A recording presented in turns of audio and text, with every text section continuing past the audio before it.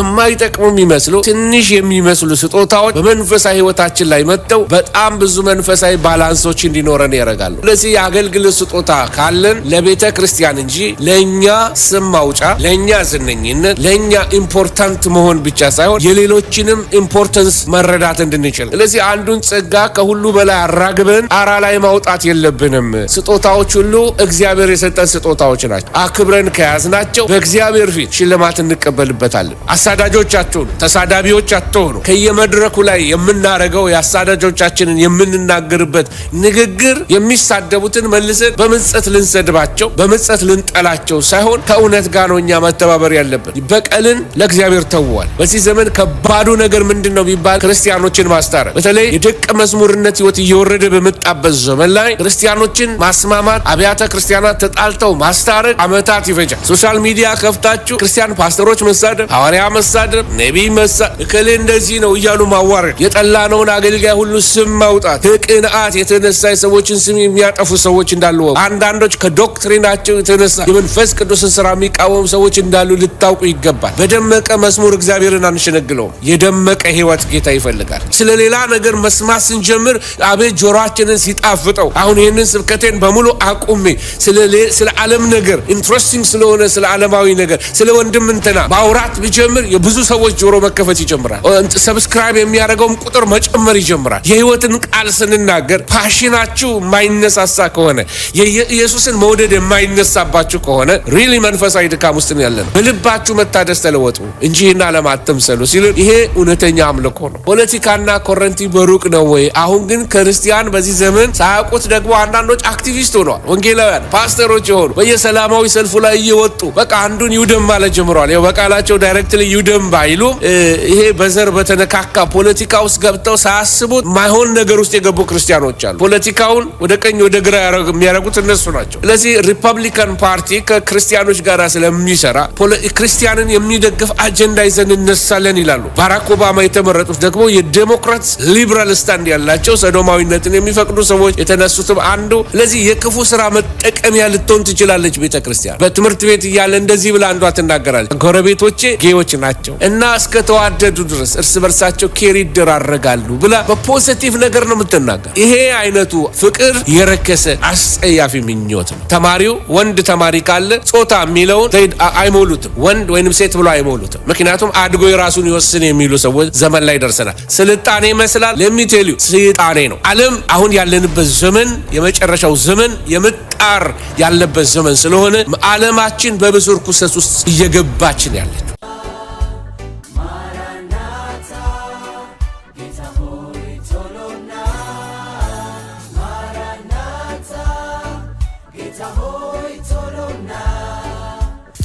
ሰላም የጌታ ጸጋና በረከት ይብዛላችሁ። እንደምን አላችሁ? እግዚአብሔር ስም የተባረከ ይሁን። ሁላችሁንም በያላችሁበት እንደገና ሰላም እላለሁ። እንግዲህ ዛሬ አብረን የምንመለከተው ክፍል ስለዚህ አሁን የምንመለከተው እንግዲህ የሮሜን ዳሰሳ እስከ መጨረሻ ከድነት እስከ ፍጻሜ ያለው መንገድ የሚያሳይ መጽሐፍ ነው። በጣም የተወደደ መጽሐፍ ነው። ስለ ብዙ ዶክትሪኖች የወጡበት መጽሐፍ ነው። ብዙ ታላላቅ ሰዎች ሰምተው የዳኑበት ነው። ትልልቅ ሪፎርሜሽንስ ወይንም ደግሞ ተሐድሶ በቤተ ክርስቲያን ደረጃ ያመጣ መጽሐፍ ነው። ስለዚህ የሮሜን መጽሐፍ ስንመለከት እንደምትመለከቱ ቻርቱ ላይ ገና ምዕራፍ 1 ሲጀምር የሚናገረው ስለ ጠፋው ዓለም፣ የአሕዛብም ይሁን የአይሁድ ዓለም የጠፋ ዓለም፣ የተበላሸ ዓለም፣ ኃጢአት የነገሰበት ዓለም፣ አመጽ የበዛበት ዓለም እንደሆነ ያሳያል። አሕዛብም ኃጢአተኞች አይሁድም ኃጢአተኞች እንደሆኑ ያሳያል። ከዛ ይህንን ከተመለከትን በኋላ ያደረግነው ምንድነው? ወደሚቀጥለው ስንሄድ በደሙ የተገኘውን ጽድቅ፣ በክርስቶስ ስራ የተገኘውን የዘላለም ሕይወት ወይንም አብ የሚቀበለው ጽድቅ ምን እንደሆነ ስለሱ ዲስከስ አደረግን እና እኛ ደግሞ ይህንን በመቀበላችን በእምነት እንዴት እንደተቀደስን ተመለከትን። መንፈስ ቅዱስ የሚያድርብን የእግዚአብሔር ልጆች መሆናችንን ያ መንፈስ ለመንፈሳችን ይመሰክራል የሚለው ያለ ሕግ ሰው እንዴት መጽደቅ እንደሚችል በመንፈስ ቅዱስ ስለሆነው ነገር ይህን የአይሁድ ጥያቄ ሲመለስ ማለት አይሁዶች ይድናሉ ወይ አይድንም ወይ የሚለውን የአሕዛብ አጓጉል ትምህርቶችን ጳውሎስ ያስተካከለበት እግዚአብሔር ኪዳኑን እንዳለወጠ እግዚአብሔር ታማኝ አምላክ እንደሆነ ለአይሁድ ድነትን እንዳስቀመጠ እንደሚጠብቃቸው ወይንም ደግሞ እንደሚያድናቸው እንደገና በመሲሁ አምነው የክርስቶስ እንደሚሆኑ ተስፋ የተገባላቸው ሰዎች ናቸው። ስለዚህ እግዚአብሔር በኪዳኑ ታማኝነቱን ያረጋገጠበት ክፍልን ከ9 እስከ 11 በጳውሎስ ኮንፈርም የሆነውን እንመለከታለን። ከዛም የመጨረሻው ክፍል ዛሬ ጀምሮ የምንመለከተው ወይም ዛሬ የምንጨርሰው ከምዕራፍ 12 እስከ መጨረሻ 16 ድረስ ያለውን ፕራክቲካል ክርስቲያኒቲ ወይም ደግሞ ተግባራዊ ክርስትና ምን እንደሆነ። እንግዲህ ወንድሞች ሆይ ሰውነታችሁን ሕያውና ቅዱስ መስዋዕት አድርጋችሁ ለእግዚአብሔር አቅርቡ ብሎ ይናገራል። ይሄ እንግዲህ የሚለው ቃል ላይ ስትመለከቱ የእንግሊዝኛው ቃል therefore ምን ማለት ነው? ከኋላ በፊት የተናገረውን ቃላት በሙሉ ሰመራይዝ አድርጎ ይሄን እግዚአብሔር ስላደረገ ሰው ሁሉ ኃጢአተኛ ስለሆነ እግዚአብሔር ደግሞ ጽድቅን ስላዘጋጀ እንደገና ደግሞ እኛ ከሕግ በታች ሳይሆን ከጸጋ በታች እንደሆንን ይናገርና ምዕራፍ 9 ላይ አይሁዶችም እንደዚህ ናቸው ካለ በኋላ ኪዳኑ እንደዚህ ነው ካለ በኋላ እንግዲህ ብሎ የሚናገረው ከዚህ በፊት የተናገረውን ፋውንዴሽን አድርጎ ነው። ስለዚህ ከምዕራፍ 1 እስከ 11 የተናገረውን እንግዲህ በሚል ቃል ይጠቀልለዋል። ስለዚህ አሕዛብ የቀድሞ ሕይወታቸው ተብራራ፣ የአይሁድ የቀድሞ ሕይወታቸው ተብራራ። ሰው ሁሉ የሚድንበት የእግዚአብሔር ጽድቅ እንደተገለጠ ካስተማረ በኋላ አይሁድ እንደወደቁ እናንተም ልትወድቁ ስለምትችሉ እናንተ አሕዛብ በአይሁዶች ላይ አትመኩ፣ እንደ በረሃ ወይራ ናችሁ። ከበረሃ ወይራ አውጥቶ እግዚአብሔር ከግንድ ሌላ ግንድ ላይ አምጥቶ ግራፍት እንዳደረገውና በዛ ላይ እንድትበቅሉ አደረገ። ከፍጥረታችሁ የቁጣ ልጆች ነበራችሁ፣ አሁን ደግሞ ወደ ጽድቅ ዛፍ ወደ አብርሃም ልጅነት መጥታችኋል። ስለዚህ አትታበዩ። እናንተን በነፃ ነው ያመጣው፣ እነሱንም ደግሞ በነፃ እግዚአብሔር ሊያመጣቸው ይችላልና እነሱ ታቢያው እንደወደቁ እናንተም ታቢያችሁ እንዳትወድቁ ብሎ ለአሕዛብ ሲመክር ትመለከታላችሁ። ይህንን ካልኳችሁ በኋላ እንግዲህ የምንመለከተው ምንድነው? በምዕራፍ 12 ላይ አንዳንድ ሰሌዳዎችን ላሳያችሁ ፈልጋለሁኝ። እንደምትመለከቱት ከምዕራፍ 12 ቁጥር 1 ላይ የምትመለከቱት ሰሌዳው ሊያሳየን የሚሞክረው ነገር ምንድነው? የእግዚአብሔር ጥሪ እንዴት እንደሆነ አሁን ምዕራፍ 12 ላይ የሚነግራችሁ ይሄ ነው። እንግዲህ ሰውነታችሁን ሕያውና ቅዱስ መስዋዕት አድርጋችሁ አቅርቡ። ስለዚህ የሚናገረው የመስዋዕት አይነት መንፈሳዊ መስዋዕት ምን እንደሆነ በፈቃድ ክርስትና እንደሚሰጥ ሙሉ በሙሉ መስዋዕትነት ሕይወታችንን ያለስስት ምንም ሳይጎድል ሁለንተናችን ለጌታ መሰጠት እንዳለብን ያስተምርና ከዛ በኋላ ይሄ መስዋዕታችሁ ሰውነታችሁን ሕያውና ምን ቅዱስ አድርጎ መስጠት አምልኮ እንደሆነ በኋላም ላብራራው ሞክራለሁኝ። ሙሉ መለወጥን ይህንን ዓለም ምን አትበሉ፣ አትምሰሉ። ውጫዊ ተጽዕኖ አይብዛባችሁ፣ እንደ ዓለማውያን አታስቡ። ውስጣችሁ ለገባው ለክርስቶስ ሰሬንደር ካረጋችሁ ውስጣችሁ ይለወጣል ነው የሚለው እና ይህንን ለማሳየት ያህል በዚህ ቻርት ላይ አንድ ነገር ልተውላችሁ። ሮሜ ከ12 ጀምራችሁ እስከታች ድረስ ያለውን በዚህ ቁጥር ብትመለከቷቸው አይሁዶች በመቅደስ ነበር የሚያመልኩት። እዚህ ላይ ለማሳየት የሚሞክረው በሁለተኛው ሰንጠረዥ ላይ እዚህ ላይ የምትመለከቱት ይሄን ነው ለማሳየት የሚሞክረው። መቅደሱ ከፈረሰ በኋላ በ70 ዓመተ ምህረት ከፈረሰ በኋላ መስዋዕት መሰዋት አይችሉም።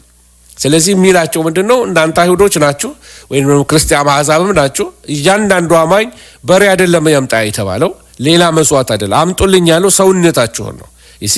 ስለዚህ ሁለንተናችሁ ለኔ ይምጣልኝ ብሏልና እግዚአብሔር አማኝ ሁሉ ያው መስዋዕት ይሆናል አለ። ይሄ ማለት አማኙ ይታረዳል ማለት ሳይሆን አማኙ ለእግዚአብሔር ይቀርባል ማለት ነው።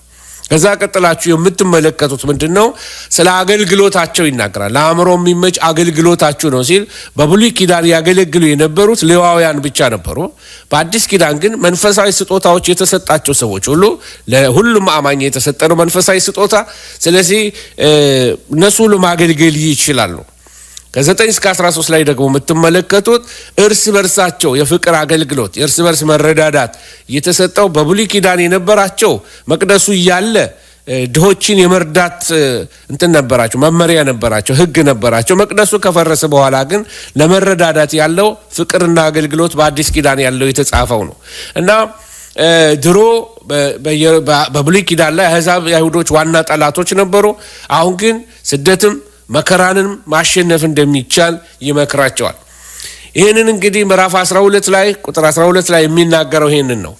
የእግዚአብሔር ፈቃድ እርሱም በጎና ደስ የሚያሰኝ ፍጹም የሚሆነውን ነገር ምን እንደሆነ ፈትናችሁ ታውቁ ዘንድ በልባችሁ መታደስ ተለወጡ እንጂ ይህንን ዓለም ምን አትበሉ አትምሰሉ። እንግዲህ ይህን ስዕል ለማሳየት የሞከርኩት ጎበዝ ሰዓሊ አይደለሁም፣ ሁላችሁም ታውቃላችሁ፣ ኮፒ አድርጌ ነው።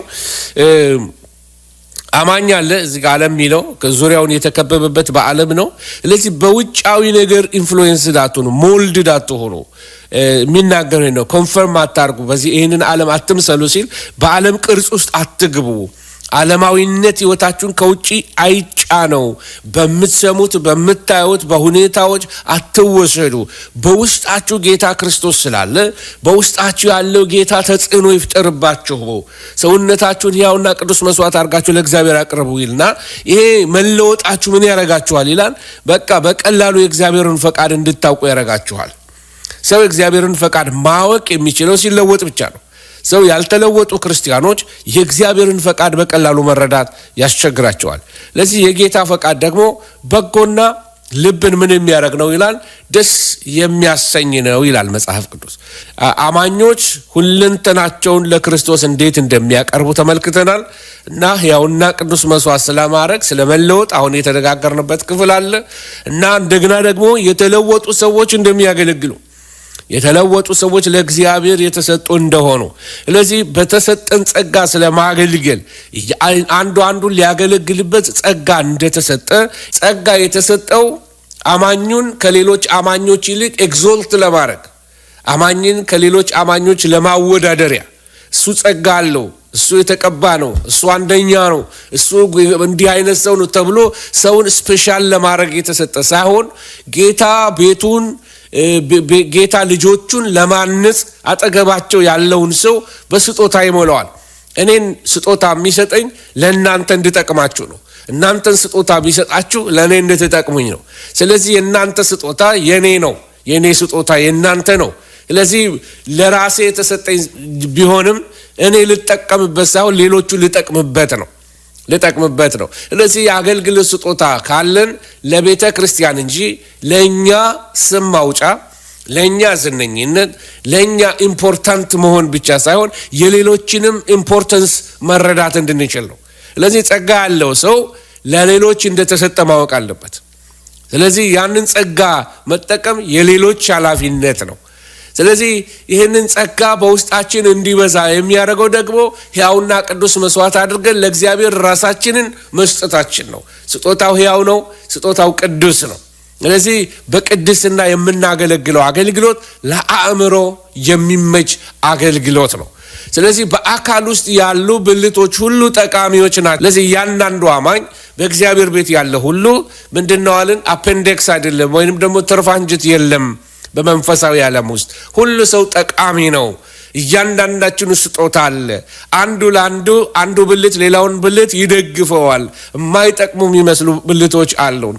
ጣታችንን የእግሮቻችንን ጣቶች ብንመለከት ትንሿ ጣት የመጨረሻ እቺ ትንሿ እንደ ይሄ ፒንኪና የሚባለው ግን ትንሿ እግራችን ላይ ያለችው ትንሿ ጣት አንዳንድ ጊዜ ምን እንደምትጠቅም ምን ትሰራለች እስክንል ድረስ በቃ ለዛ ተጣብቃ ነው ያለችው እና ያቺ ትንሽ ጣት ግን ይሄንን የሚያህል ሰውነት ባላንስ ለማድረግ የምትጠቅም ናት። እነዚህ ሁለት ትንሽ ጣቶች እግራችን ላይ ያሉት ስለዚህ ባላንስ ያደርጉናል።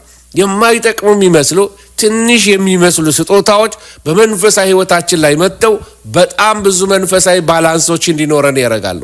እንዳንጋደድ ያደርጉናል፣ እንዳንወድቅ ያደርጉናል። አንዳንዴ እንደዚህ ወደ ጫፍ ስንደፋ መለስ የምታደርገን ያቺ ትንሿ የእግራችን ጣት ናት። ስለዚህ ትንሽ የሚመስሉ ስጦታዎች አሉ፣ የከበሩ ብልቶች አሉ እና የተለያየ አሁን አላደ ሲተረት እንኳን በአይኔ አትምጣ ይባላል። ስለ አይኔ ሲነገር እና አይን የሆነ ሰው ነው ይባላል። ኢምፖርታንት አድርገን የምናያቸው አሉ። ነገር ግን በጣም የሚገርማችሁ ሌሎች ደግሞ ተሰውረው የሚሰሩ ብልቶች አሉ በሰውነታችን ውስጥ። በሰውነታችን ውስጥ ቢታመም ጸጥ ብለን የምንቆምበት ልብ አለ። አያችሁ፣ የተለያየ አካሎቻችን ላይ ጉዳት ሲደርስ ሆል ባዲ ነው ወደ ሆስፒታል የሚሄደው፣ አካላችን ሁሉ ነው። ጨጓራዬን ቢያመኝ ጨጓራዬን ብቻ በኢሜል አልከውም ሆስፒታል። አብሮ ሰውነቴ ሁሉ እየተንጋጋ ነው የሚሄደው። አካሎቼ በሙሉ ይረበሻሉ። እንቅልፍ ማጣት ይመጣል። ሰውነት ማቃሰት ይጀምራል።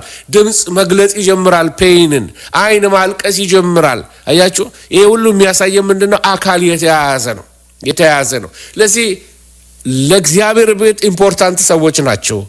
ለቅዱሳን ጠቃሚዎች ናቸው። እናንተ ውስጥ ያለ ጸጋ ለሌሎች የተሰጠ ነው። ስለዚህ አንዱን ጸጋ ከሁሉ በላይ አራግበን ጣራ ላይ ማውጣት የለብንም። ስጦታዎች ሁሉ እግዚአብሔር የሰጠን ስጦታዎች ናቸው። አክብረን ከያዝናቸው በእግዚአብሔር ፊት ሽልማት እንቀበልበታለን። ስለዚህ ወገኖች ሆይ ይህንን ይመክረናል ጳውሎስ ምዕራፍ 12 ከ9 እስከ 13 የሚመክረን ነገር ይህንን ነው። ምዕራፍ 12 ከ9 እስከ 13 ዘለል ብለን ብንመለከት ፍቅራችሁ ያለ ግብዝነት ይሁን፣ ክፉውን ነገር ተጸይፉት፣ ከበጎ ነገር ጋር ተባበሩ፣ በወንድማማች መዋደድ እርስ በርሳችሁ ተዋደዱ፣ እርስ በርሳችሁ ተከባበሩ፣ ለሥራ ከመትጋት አትለግሙ፣ በመንፈስ የምትቃጠሉ ሁሉ ለጌታ ተገዙ፣ በተስፋ ደስ ይበላችሁ፣ በመከራ ታገሱ፣ በጸሎት ጽኑ፣ ቅዱሳንን በሚያስፈልጋቸው እርዱ፣ እንግዶችን ለመቀበል ትጉ፣ እርስ በርሳችሁ የሚል መልእክት አለው። ለዚህ እርስ በርስ የሚያሳየው ተዋደዱ የሚለው መስተዋደድ ማለት መገጣጠም ማለት ነው። ሁለት እንጨቶች ሲጋጠሙ ተዋደዱ ይባላል። ስለዚህ ተገጣጠሙ። ሰይጣን በዚህ የመጨረሻ ዘመን ከሚያደርገው ነገር አንዱ ቤተ ክርስቲያንን መበጥበጥ ነው። ቤተ ክርስቲያንን ቅዱሳንን መከፋፈል ነው። አንድነትን ማደፍረስ ነው። ስለዚህ ትንሽ ቆይቼ ብናገርበት ይሻላል። ነገር ግን ምዕራፍ 12 ከ14 በኋላ ደግሞ ሄዳችሁ ብትመለከቱ የሚገርም አይነት ምክሮችን ይሰጣል። የሚያሳድዷችሁ መርቁ ይላል። መርቁ እንጂ አትራገሙ። ደስ ከሚላቸው ጋር ደስ ይበላቸው። ይሄ የሚያሳያችሁ ክርስቲያኖች ካልሆኑ ሰዎች ጋር ሰላማዊ ግንኙነት ሊኖረን እንደሚገባ። በሰላም ኑሩ። በሰዎች ፊት በትህትና ተመላለሱ። የትዕቢትን ነገር አታስቡ፣ ነገር ግን የትህትናን ነገር ለመስራት ትጉ እያለ ይመክራል። ልባሞች የሆናችሁ አይምሰላችሁ፣ ለማንም ስለ ክፉ ፈንታ ክፉ አትመልሱ። በሰው ሁሉ ፊት መልካም የሆነውን አስቡ። ቢቻላችሁ በጣም የሚገርም ቃል ነው የሚናገረው። ቢቻላችሁስ በእናንተ በኩል ከሰው ሁሉ ጋር በሰላም ኑሩ። ተወዳጆች ሆይ ራሳችሁ አትበቀሉ፣ ለቁጣው ፈንታ ስጡ እንጂ በቀል የኔ ነው፣ እኔ ብድራትን እከፍላለሁ ይላል ጌታ ተብሎ ተጽፏልና። ጠላት ግን ቢራብ አብላው፣ ቢጠማ ጠጣው፣ ይህን በማድረግ በራሱ ላይ የእሳት ፍም ትከምራለህ የሚለው አነጋገሩ ምን ማለት ነው? ከማያምኑ ሰዎች ጋር፣ ከሚያሳድዷችሁ ሰዎች ጋር፣ ከሚያዋርዷችሁ ሰዎች ጋር፣ ከሚሰድቧችሁ ሰዎች ጋር እናንተም መልሳችሁ የሚሰድቧችሁን አትስደቧቸው፣ የሚራገሟችሁን አትርገሟቸው፣ የሚጠሏችሁን በጥላቻ አትመልከቷቸው። እናንተ በምን ኑሩ? ቢቻላችሁ በእናንተ ሳይድ በሰላም ኑሩ። እናንተ በቀለኞች አትሆኑ፣ አሳዳጆች አትሆኑ፣ ተሳዳቢዎች አትሆኑ። አያችሁ፣ ይሄ ከየመድረኩ ላይ የምናረገው የአሳዳጆቻችንን የምንናገርበት ንግግር ስታንዳርዳችንን ያወርደዋል፣ ክብራችንን ያዋርደዋል። እኛ ደቀ መዛሙርት ነን፣ እኛ የክርስቶስ ልጆች ነን። የሚሳደቡትን መልሰን በምጸት ልንሰድባቸው፣ በምጸት ልንጠላቸው ሳይሆን ከእውነት ጋር ነው እኛ መተባበር ያለብን። ስለዚህ በቀልን ለእግዚአብሔር ተውዋል። ለእኔ ተውልኝ፣ እኔ ብድራትን እከፍላለሁ አለ። ለምን ቃሉን አናምነውም? ለምን አንደግፈውም? ጌታ ይበቀላል። ለጌታ እንተውለት። ወገኖች ሆይ በዚህ ዘመን ከባዱ ነገር ምንድን ነው ቢባል ክርስቲያኖችን ማስታረቅ። በተለይ የደቀ መዝሙርነት ሕይወት እየወረደ በመጣበት ዘመን ላይ ክርስቲያኖችን ማስማማት፣ አብያተ ክርስቲያናት ተጣልተው ማስታረቅ ዓመታት ይፈጃል።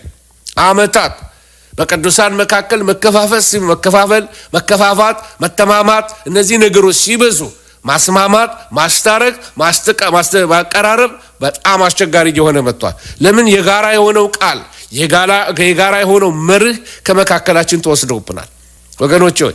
ስለዚህ አካልን ካለ በኋላ የሚናገረው ከማያምኑ ሰዎች ጋር እንኳን በሰላም ኑሮ። አሁን የምናገረው ከማያምኑ ጋር አይደለም፣ ከሚያምነው ሰው ጋር አንድ ቤተ ክርስቲያን የሚሄድ አንድ ቅዱስ ቁርባን ከአንድ ገበታ ላይ ህብስት የሚወስድ አንድን መንጋ ማስማማት ከባድ እየሆነ መጥቷል ወገኖች ሆይ። ክርስቲያኖች ከሆንን ከማያምኑ ሰዎች ጋር፣ ሌላ ሃይማኖት ካላቸው ሰዎች ጋር፣ ቡዲስቶች ይሁኑ እስላሞች ይሁኑ በሰላም ኑሩ ነው የሚለን መጽሐፍ። ይቅርታ፣ በሰላም ኑሩ።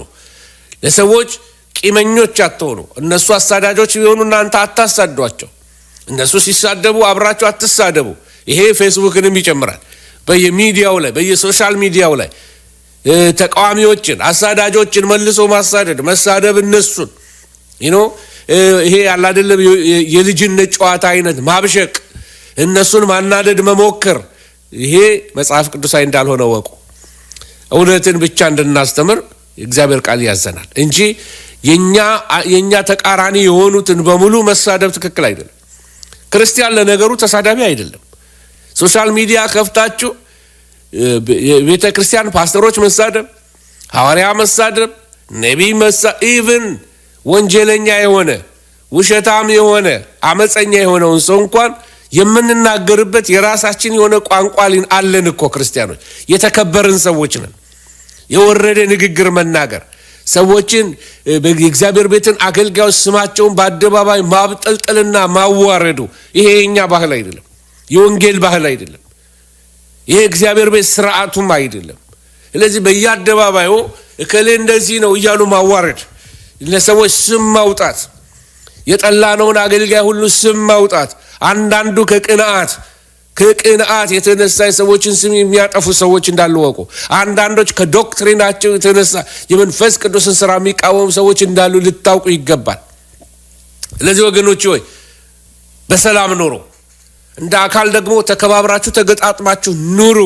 ምክንያቱም ጳውሎስ ወረድ ብሎ የሚናገረው ነገር አለ። ይሄ በማያምኑት መካከል ነው። በሚያምኑት መካከል ስለሚሆነውም ነገር እየተናገረ ይቀጥላል። ወገኖች ሆይ ስለዚህ ሰውነታችሁን እግዚአብሔርን ደስ የሚያሰኝ ሕያው ቅዱስ መስዋዕት አድርጋችሁ ለእግዚአብሔር አቅርቡ። ይሄ እግዚአብሔርን ደስ የሚያሰኝ አምልኮ የሚጀምረው ሰው ራሱን ለእግዚአብሔር ከመስጠት ነው የሚጀምረው።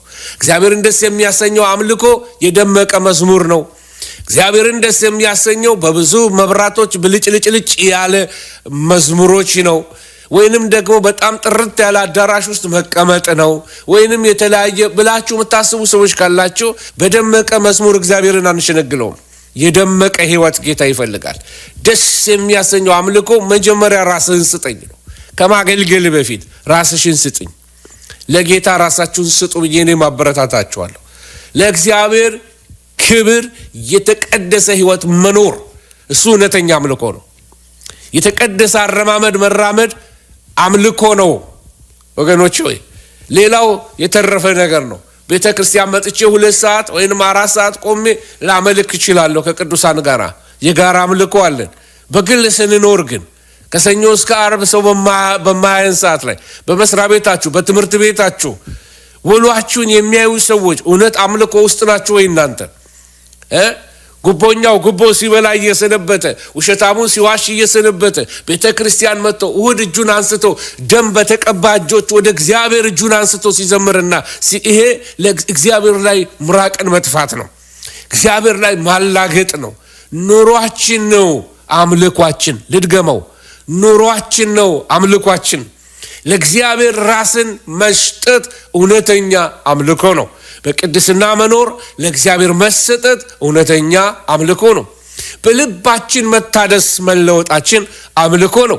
ይህንን ዓለም አለመምሰላችን እውነተኛ አምልኮ ነው። አንዳችን ሌላችንን ማገልገላችን እውነተኛ አምልኮ ነው። እያንዳንዱ ክርስቲያን የአንድ አካል ብልት መሆኑን መገንዘቡ ከዛ ጋር አብሮ በሃርመኒ ወይንም ደግሞ በቅላጼ አብሮ መሄዱ እውነተኛ አምልኮ ነው። ወገኖች ሆይ ኑሮ ላይ ፎከስ እናድርግ። የደመቀ ኪቦርድ ያልተጫወትንለት በኪቦርድ ያልታጀበ ህይወት መኖር መቻል አለብን። ኪቦርዱ የጠፋለታ ልክ መዝሙሩ ጸጥ ጸጥ እንደሚል አይነት ከአዳራሽ ልክ ስንወጣ ከሆታው ልክ ስንወጣ ህይወት ጸጥ ማለት ሲጀምር ለጌታ የተፍለቀለቀ ህይወት ስናጣ ፓሽኔት ህይወት ስናጣ ስለ ሌላ ነገር ስናወራ we are so passionate ስለ ሌላ ነገር መስማት ስንጀምር አቤት ጆሮአችንን ሲጣፍጠው። አሁን ይሄንን ስብከቴን በሙሉ አቁሜ ስለ ዓለም ነገር ኢንትረስቲንግ ስለሆነ ስለ ዓለማዊ ነገር ስለ ወንድም እንትና ማውራት ቢጀምር የብዙ ሰዎች ጆሮ መከፈት ይጀምራል። ሰብስክራይብ የሚያደርገውም ቁጥር መጨመር ይጀምራል። የህይወትን ቃል ስንናገር ፓሽናችሁ የማይነሳሳ ከሆነ የኢየሱስን መውደድ የማይነሳባችሁ ከሆነ ሪሊ መንፈሳዊ ድካም ውስጥ ያለ ነው። በልባችሁ መታደስ ተለወጡ እንጂ ይህን ዓለም አትምሰሉ ሲሉን ይሄ እውነተኛ አምልኮ ነው።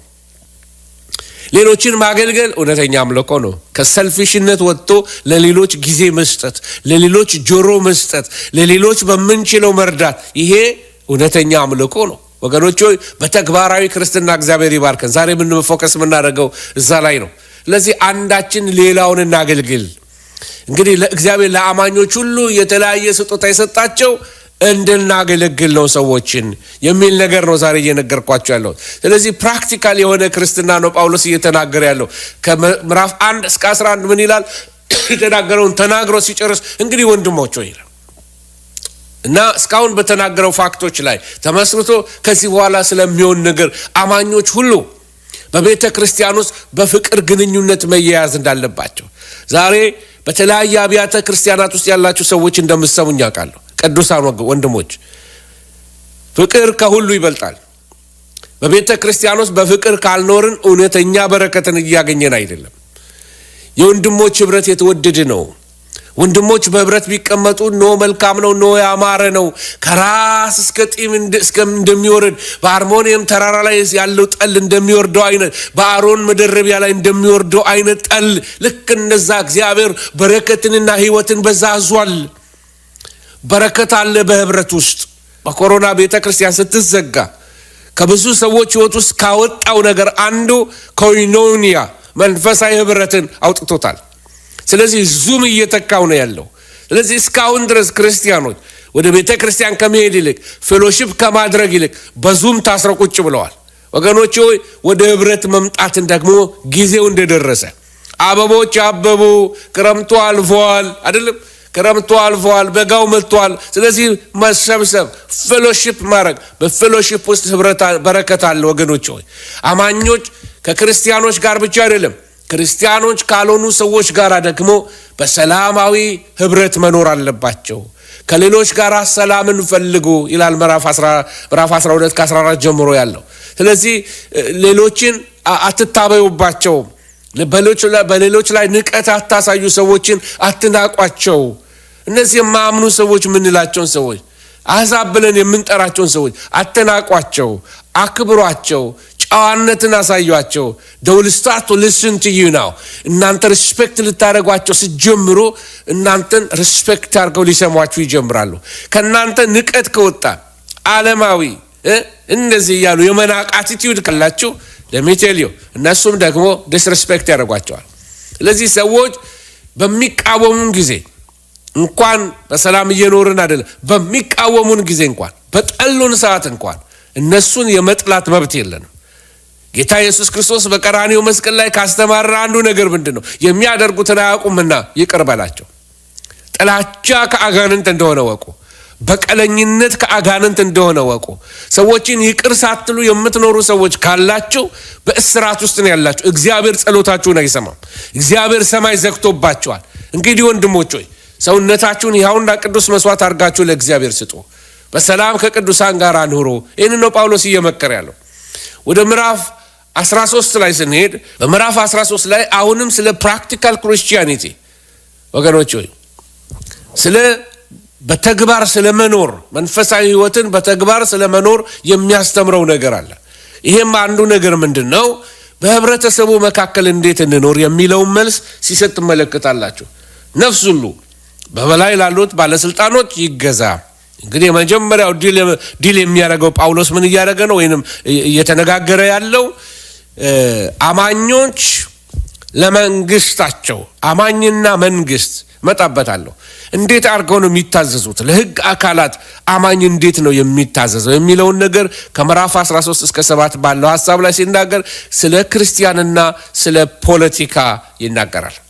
ይሄ በጣም ሲሪየስ እንደሆነ ልነግራችሁ ፈልጋለሁ። የዘመናችን አንገብጋቢ ኢሹዎች እየሆነን ይመጣው በጣም ኢምፖርታንት የሆነ ነገር ነው። ስለዚህ ተግዳሮት አለብን። የፖለቲካ ኢሹ የቤተ ክርስቲያንን አንድነት እያናጋ እየመጣ ነው ያለው። አማኝ ለባለስልጣናት መገዛት አለበት። ከተገዛስ አጥሩ ምን ሊያል ነው?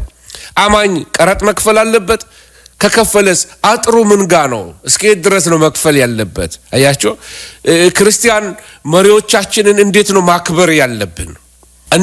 እንደ ሰው መኖር ስንጀምር ከሰዎች መካከል እንኖራለን።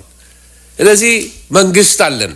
ለምሳሌ እኔ የምኖርበት ሀገር ካናዳ ነው። አሜሪካ የምትኖሩ ወገኖች ያላችሁ፣ አውሮፓ የምትኖሩ አላችሁ፣ ወደ አረብ ሀገር የምትኖሩ ሰዎች ብዙዎች ያላችሁ፣ በአፍሪካ የምትኖሩ ሰዎች ያላችሁ፣ በሀገራችን የምትኖሩ ሰዎች ደግሞ ስፔሲፊክሊ በምድራችን የምትኖሩ ሰዎች አላችሁ። ስለዚህ ክርስቲያን ከፖለቲካ ጋር ምን አይነት ግንኙነት ነው ሊኖረው የሚገባው? ሪሰንትሊ በቤተ ክርስቲያን ይሄ ውይይት የተጀመረ ይመስለኛል። ዲስከሽን እየተነሳ ነው ያለው። ለመንግስት ስልጣናት ምን ያህል ነው መገዛት ያለብን? ምናልባት ብዙዎቻችሁ ወጣቶች ናቸው። ምናልባት የምታውቁት እናንተ ምናልባት ያለፈውን 30 ዓመት ብቻ ከሆነ ከዛ በፊት በስደት ቤተ ክርስቲያን በነበረችበት ዘመን ላይ የመንግስት ኃይላት ወይንም የቀበሌ የከፍተኛ ምንለው ነበር በዛ ዘመን አይወማ ይባላል። የዛን ጊዜ ልጆች ነን ወጣቶች ነንና አይወማ ስብሰባ ሲጠራ እኛ ሁላችን ወደ ቤተ ክርስቲያን ያለ ነው እና ወደ ቤተ ክርስቲያን ስንሄድ ቤተ ክርስቲያን በር ላይ የቀበሌ ካድሬዎች ወይንም የኮሙኒስት ካድሬዎች ይጠብቁናል እና አንዳንድ ጊዜ ቤተ ክርስቲያን ሽማግሌዎች ይወጡና ለመንግስት አዘዙ ተብሏል፣ ቤተ ክርስቲያናችንን ታዘጉብናላችሁ፣ ባካችሁ ሂዱ፣ ቀበሌ ስብሰባ ሂዱ ይሉናል። ምክንያቱም ወጣቶችን እየወሰዳችሁ አስቸገራችሁን እያሉ ቤተ ክርስቲያንን ያሳድዱ ነበር በዛ ዘመን። እና ምን ለማለት ፈልጌ ነው፣ እንደዚህ ቤተ ክርስቲያን አትሄዱ የሚል መንግስት ቢመጣ እንገዛለታለን ወይ? በቤተ ክርስቲያን ላይ ቀጥታ አሶልት የሚያደርግ መንግስት፣ ቤተ ክርስቲያን እንድትዘጋ አዋጅ የሚሰጥ መንፈሳዊ መሪዎችን እስር ቤት የሚያስገባ መንግስት ቢመጣ ለሚለው መርህ እንገዛለን ወይ? እግዚአብሔር የለም ከሁሉም በላይ አብዮቱ በሚባልበት ዘመን ላይ ክርስቲያን ተነስቶ ከሁሉም በላይ አብዮቱ ብሎ መፈክር ይላል ወይ ክርስቲያን? አያችሁ፣ እከሌ ይውደም ሲባል አብሮ ክርስቲያን ይውደም ይላል ወይ? ምን አቋማችን ምን ላይ ነው? እንዴት ነው የምንረዳው? እነዚህ ነገሮች በዛ ዘመን ዴቨሎፕ ያደረግነው ነገሮች አሉ በስደት መካከል ላይ። ስለዚህ ሳምሃው እኛ ትንሽ በደርግ ዘመን የነበርን ሰዎች ሚስትረስት እናደርገዋለን፣ ፖለቲካውን አናምነው፣ ኦነስት ሆኖ ለመናገር ያልነው። ስለዚህ ክርስቲያንና ፖለቲካን በተመለከተ መረዳቴን ላስቀምጥላችሁ ፈልጋለሁ። ምክንያቱም የተለያዩ ሰዎች የተለያየ አይነት መረዳት አላቸው። ለምሳሌ አንዳንዶች የሚሉት ምን ይላሉ? ፖለቲካና ክርስትና ማለት ፖለቲካን በሩቁ ኮረንቲን በሩቅ እንደምንርቅ ፖለቲካና ኮረንቲን በሩቅ ነው የሚሉ ሰዎች አሉ። ይሄ ምክንያታዊ ነው፣ ትክክል ነው። በዛ ዘመን ይሄ መረዳት የነበረን ፖለቲካ ጋር የተነካኩ ክርስቲያኖች ልጃቸውን ቤተክርስቲያን መላክ አይችሉም። ኢቭን የኦርቶዶክስ አማኞች የሆኑ ሰዎች እንኳን ልጆቻቸውን ማጥመቅ ይከለከሉ ነበረ። እውነተኛ ኮሙኒስት የሆነ ሰው ማለት ነው። ስለዚህ አሁን የኮሙኒስት ስርዓት አልፏል። አሁን ደግሞ ሌላ ስርዓት ነው ያለው። እንዴት አድርገን ነው ከፖለቲካ ጋር ሪሌት የምናደርገው? ወገኖቼ ማንኛውም ሰው ተምሮ ፕሮፌሽናል እንደሚሆን በሙያ ተምሮ በፖለቲካ ሙያ መስራት እና ፖለቲከኛ መሆን ክርስቲያን ይችላል፣ ተምሮ አውቆ ተረድቶ። ግን ፖለቲካ የሚለው ቃል ራሱ ሊተረጎምልን ያስፈልጋል። ፖለቲካ ቀጥታ በጥሬ ቃሉ ከወሰዳችሁት የሀገር አስተዳደር አመራር ወይንም የአመራር ስልት ማለት ነው። የሀገር አስተዳደር ማለት አድሚኒስትሬሽን ነው። ፖለቲካል ማለት ፖለቲካል ሳይንስ የሚባል ኮርሶች አሉ። ስለዚህ ፖለቲካ ለሚለው ቃል እኛ የኢትዮጵያ ክርስቲያኖች በቀድሞ ዘመን የነበረን ኢንተርፕሬቴሽን ጥሩ አልነበረም። ምክንያቱም ያየነው ከፖለቲከኞች ውሸት ነው። ከፖለቲከኞች ያየነው ጭፍጨፋና ግድያ ነው፣ ግፍ ነው የተመለከትነው። በድሮ ዘመን ነው የምናገረው፣ የአሁኑን አይደለም የምናገረው። ስለ ደርግ ዘመን ነው እና ከ30 ወይንም ከዛ በላይ በፊት ስለወጣው ከሀገር አላውቀውም። አሁን ሪሰንት የሆነው እና እሰማለሁ፣ ግን ኢግኖረንት አይደለሁም። እና ፖለቲካና ኮረንቲ በሩቅ ነው ወይ? አሁን ግን ክርስቲያን በዚህ ዘመን ሳያውቁት ደግሞ አንዳንዶች አክቲቪስት ሆነዋል። ወንጌላውያን ፓስተሮች የሆኑ በየሰላማዊ ሰልፉ ላይ እየወጡ በቃ አንዱን ይውደም ማለት ጀምረዋል። ያው በቃላቸው ዳይሬክትሊ ይውደም ባይሉም ይሄ በዘር በተነካካ ፖለቲካ ውስጥ ገብተው ሳያስቡት ማይሆን ነገር ውስጥ የገቡ ክርስቲያኖች አሉ። አመለካከታቸው እና ህሊናቸውን እግዚአብሔር ነው ዳኛው። ግን እውነተኛ ክርስቲያን ፖለቲከኛ ከሆነ እንደ ጨው ሊሆን ይገባዋል እላለሁ። እውነተኛ ክርስቲያን ፖለቲከኛ ከሆነ እንደ ጨው መሆን አለበት። ምን ማለት ነው? እንደ ጨው የገባበት ቦታ ላይ አጣፋጭ ነው። ጨው የገባበት ቦታ ላይ እንዴት ልባላችሁ? እናንተ የዓለም ብርሃን ናችሁ እንዳለ ብርሃን በገባበት ቦታ ጨለማ የለም፣ ለእውነት ይኖራል ማለት ነው። ለዚህ ልንጠነቀቅ የሚገባው ነገር ታሪክን ሄደን ስንመለከት፣ ቸርች ሂስትሪን ሄደን ስንመለከት ቤተክርስቲያን ወደ ፖለቲካ ጽንፍ ውስጥ ከገባች ከመንግስት ጋር በተባበረች ቁጥር የክፉ ስራ መጠቀሚያ ስትሆን ትመለከታላችሁ። እዚህ በሰለጠነው በአሜሪካን ሀገር ካየነው በካናዳ ካየነው ነገር አንዱ ፖለቲከኞች ሊመረጡ አካባቢ ወደ ቤተክርስቲያን ይመጣሉ። ቤተክርስቲያን አካባቢ ላይ መታየት ይጀምራሉ። በተለይ አሜሪካን ሀገር ኢቫንጀሊካሎች በጣም ኢንፍሉዌንሻል ስለሆኑ ፖለቲካውን ወደ ቀኝ ወደ ግራ የሚያደርጉት እነሱ ናቸው። ስለዚህ ሪፐብሊካን ፓርቲ ከክርስቲያኖች ጋር ስለሚሰራ እነ ዶናልድ ትራምፕ የተመረጡት በዛ ነው። እነ ጆርጅ ቡሽ የተመረጡት በዛ ነው። ክርስቲያንን የሚደግፍ አጀንዳ ይዘን እነሳለን ይላሉ።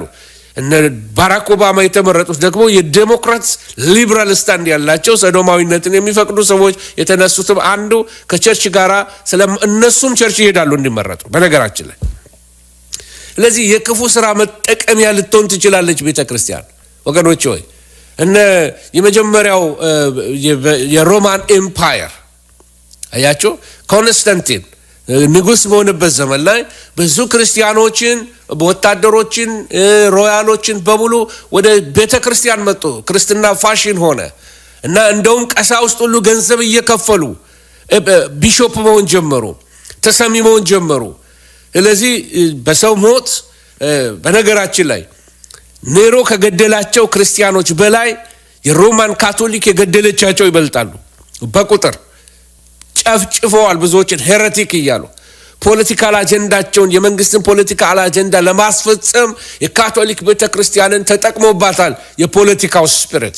ወገኖች ሆይ ስለዚህ ልንጠነቀቅ ይገባል። እግዚአብሔር የጠራን በተለይ ኢየሱስ ክርስቶስን ሄዳችሁ ስትመለከቱ ስለ ቄሳር ይውደም ይቅደም ሲል አትመለከቱ። ስርዓት ያለውን ነገር ተናግሯል። የቄሳርን ለቄሳር ስለ ታክስ ነው የተናገረው። ቄሳርን ለቄሳር የእግዚአብሔርን ለእግዚአብሔር ስጡ። ስለዚህ ሰብአዊነትንና ፖለቲካን ልዩነቱን ልናቀው ይገባል አለ አንድ እግዚአብሔር ሰው። ወገኖች ሆይ ብዙ ሰዎች አስተያየት ደግሞ እንሰጣለን፣ ኦፒኒየኔትድ ነን፣ በቃ ፖለቲካውንም የምናውቅ ይመስለናል። ስለዚህ አንድ የ12ኛ ክፍል ተማሪ ይቅርታ ይሄንን ሌብል ስላረኩኝ ቁጭ ብሎ ኢንተርናሽናል ፖለቲካን በዩቲዩብ በተመለከተው ከሌ ባለው ኦፒኒየን ሲሰጡ እንደ አናሊስት ሲሆኑ ወገኖች ሆይ እነ ኮንዶሊዛ ራይስ የሚባሉ ሰዎች ነበሩ። የነሱ ሱዛን ራይስ የሚባሉ ሰዎች ዲሳር የዓለም ሊቅ በፖለቲካ በራሽያ ስፔሻሊስት ያደርጓሉ፣ በዩሮፒያን ፖለቲክስ ስፔሻላይዝ ያደርጓሉ፣ በአፍሪካ ፖለቲክስ ስፔሻላይዝ ያደርጓሉ። ኢቭን በኢትዮጵያ ፖለቲካ እንኳን ስፔሻላይዝ ያደርጉ ምሁራኖች አሏቸው። ስለዚህ ዓለምን በምሁራኖቻቸው ኦፒኒየን ነው የሚመለከቷቸው።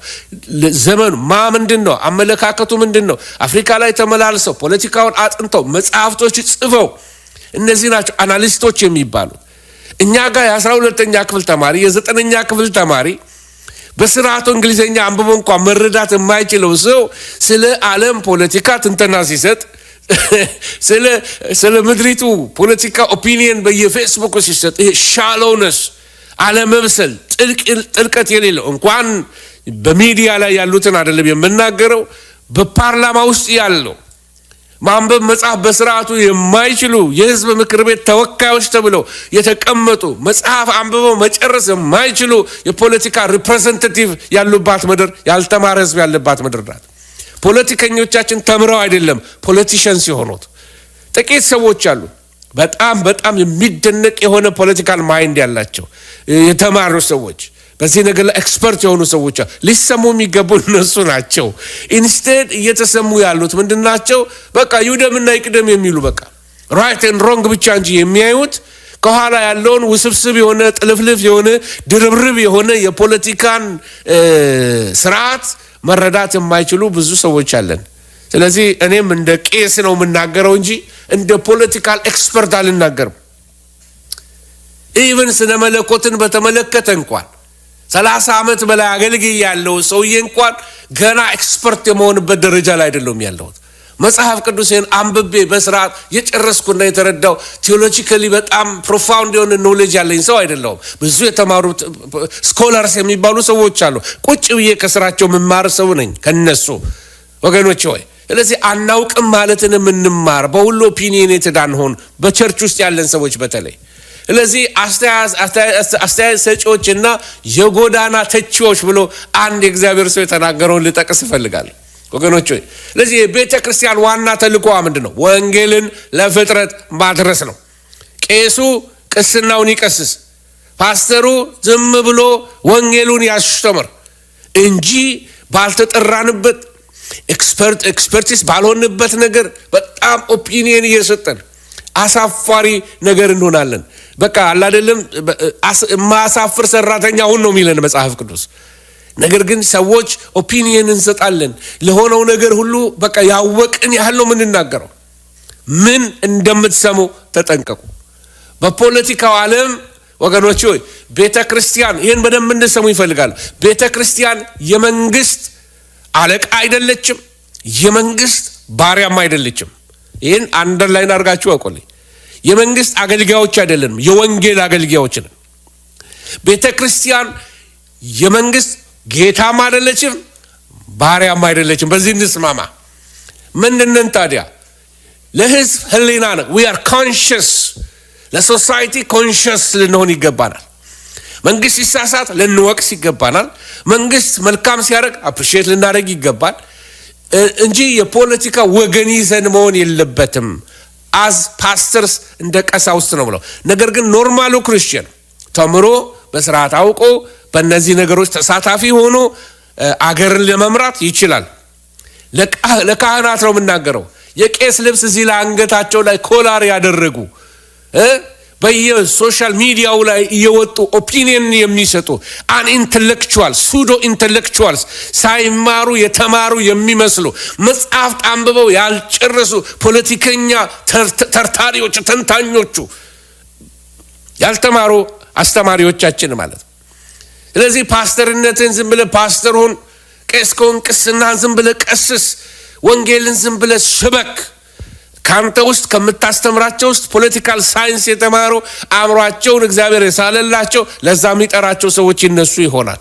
ጽድቅን አስተምር፣ ግን ህሊና አንተ you are conscious መሰጅህ ለዓለምም እንደ ጨው ለጨለማው ብርሃን ጽድቅን የምትናገር ሰው እንጂ ሊሆን የሚገባው የወዲኛው ዘር ተገፋ የዚህ ዘር ደጋፊ ነኝ እኔ እንደዚህ ነኝ ተው እንጂ አታውርድ። ጥሪህን አታውርደው። ዛሬ እንግዲህ ያልሆነ መስመር ገብቻለሁ አይኖ ይህን ዛሬ ጊዜውና ቦታ ስለሆነ ነው የምናገረው። ዝም ብዬ አልናገርም፣ ይገባችኋል። ስለዚህ ቤተ ክርስቲያን የመንግስት ካድሬ አይደለችም። ፒሪየድ ኖ ዌይ። ይህንን ማለታችን የመንግስት ተቃዋሚም ደጋፊም አያረገንም። ኮንሽስ ህሊናንን ህሊናዎች ነን።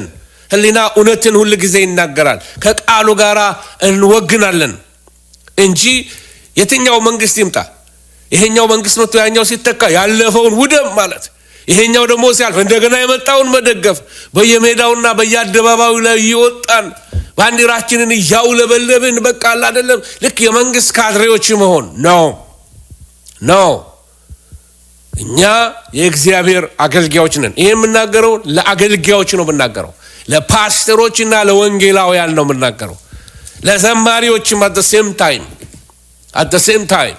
ስለዚህ ባላወቅነው ነገር እየገባን የኃጢአት ተካፋዮች እንዳንሆን እንጠንቀቅ እና አንድ ለወንጌልን ለማስተማር እንኳን መሰናክል አንፍጠር። ቱማች ሊበሬሽን ቲዮሎጂ እየገባ እነ ማርቲን ሉተር ኪንግ እነሱ እኮ አክቲቪስቶች ነበሩ ነው ወገኖቼ። ማርቲን ሉተር አይደለም ስታንዳርዱ፣ the word of God is the standard።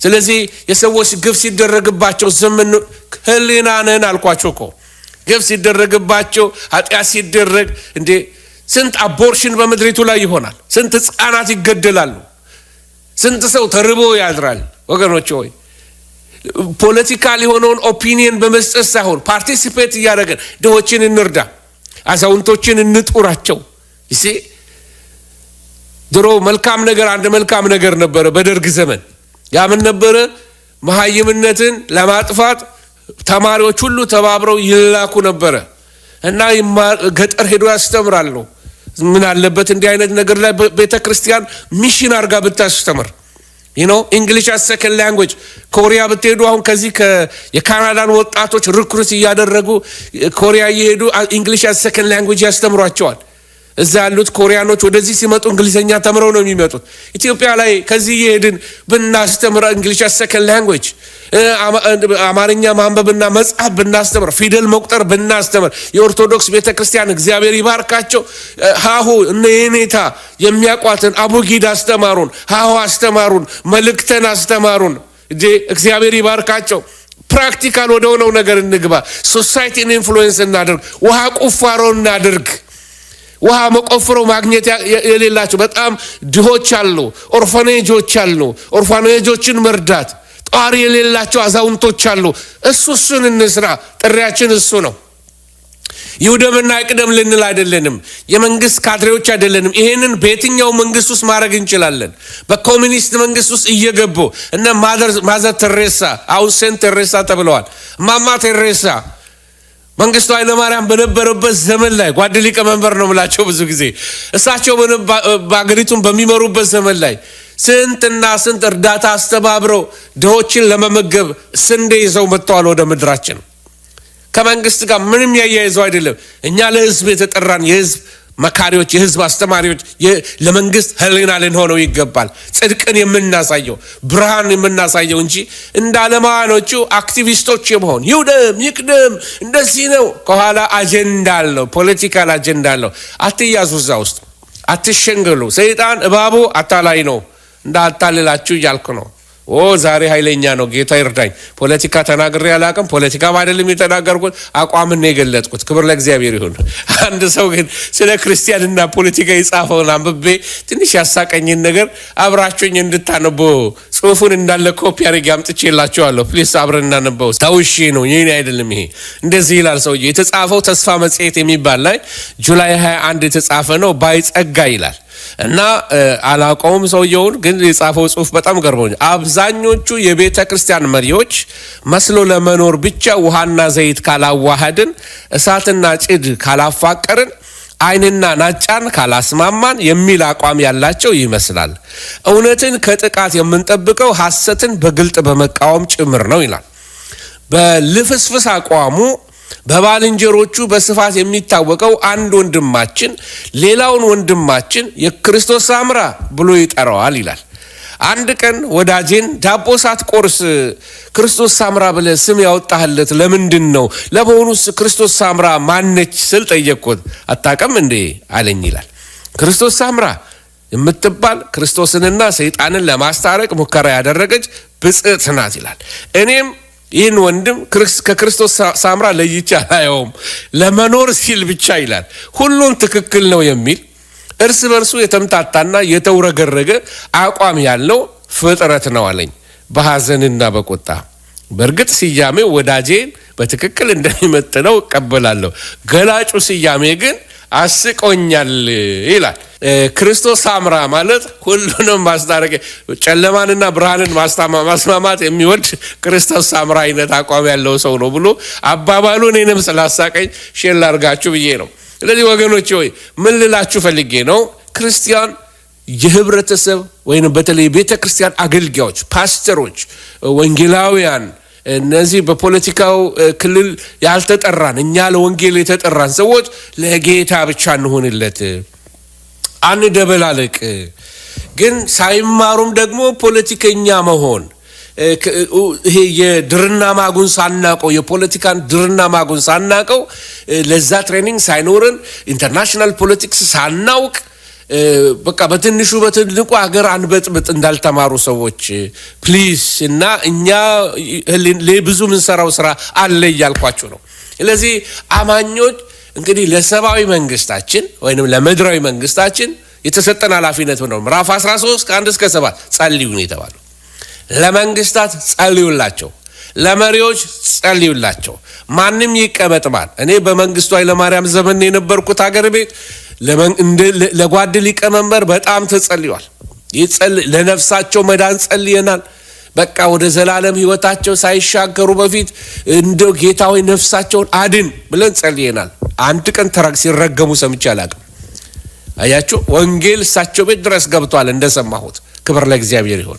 ስለዚህ ለሚጠሉን መጸለይ መንግስታትን አሁን እኮ በዚህ ዘመን ለሀገር መሪዎች ላይ ይውደሙ ማይላቸው የለም።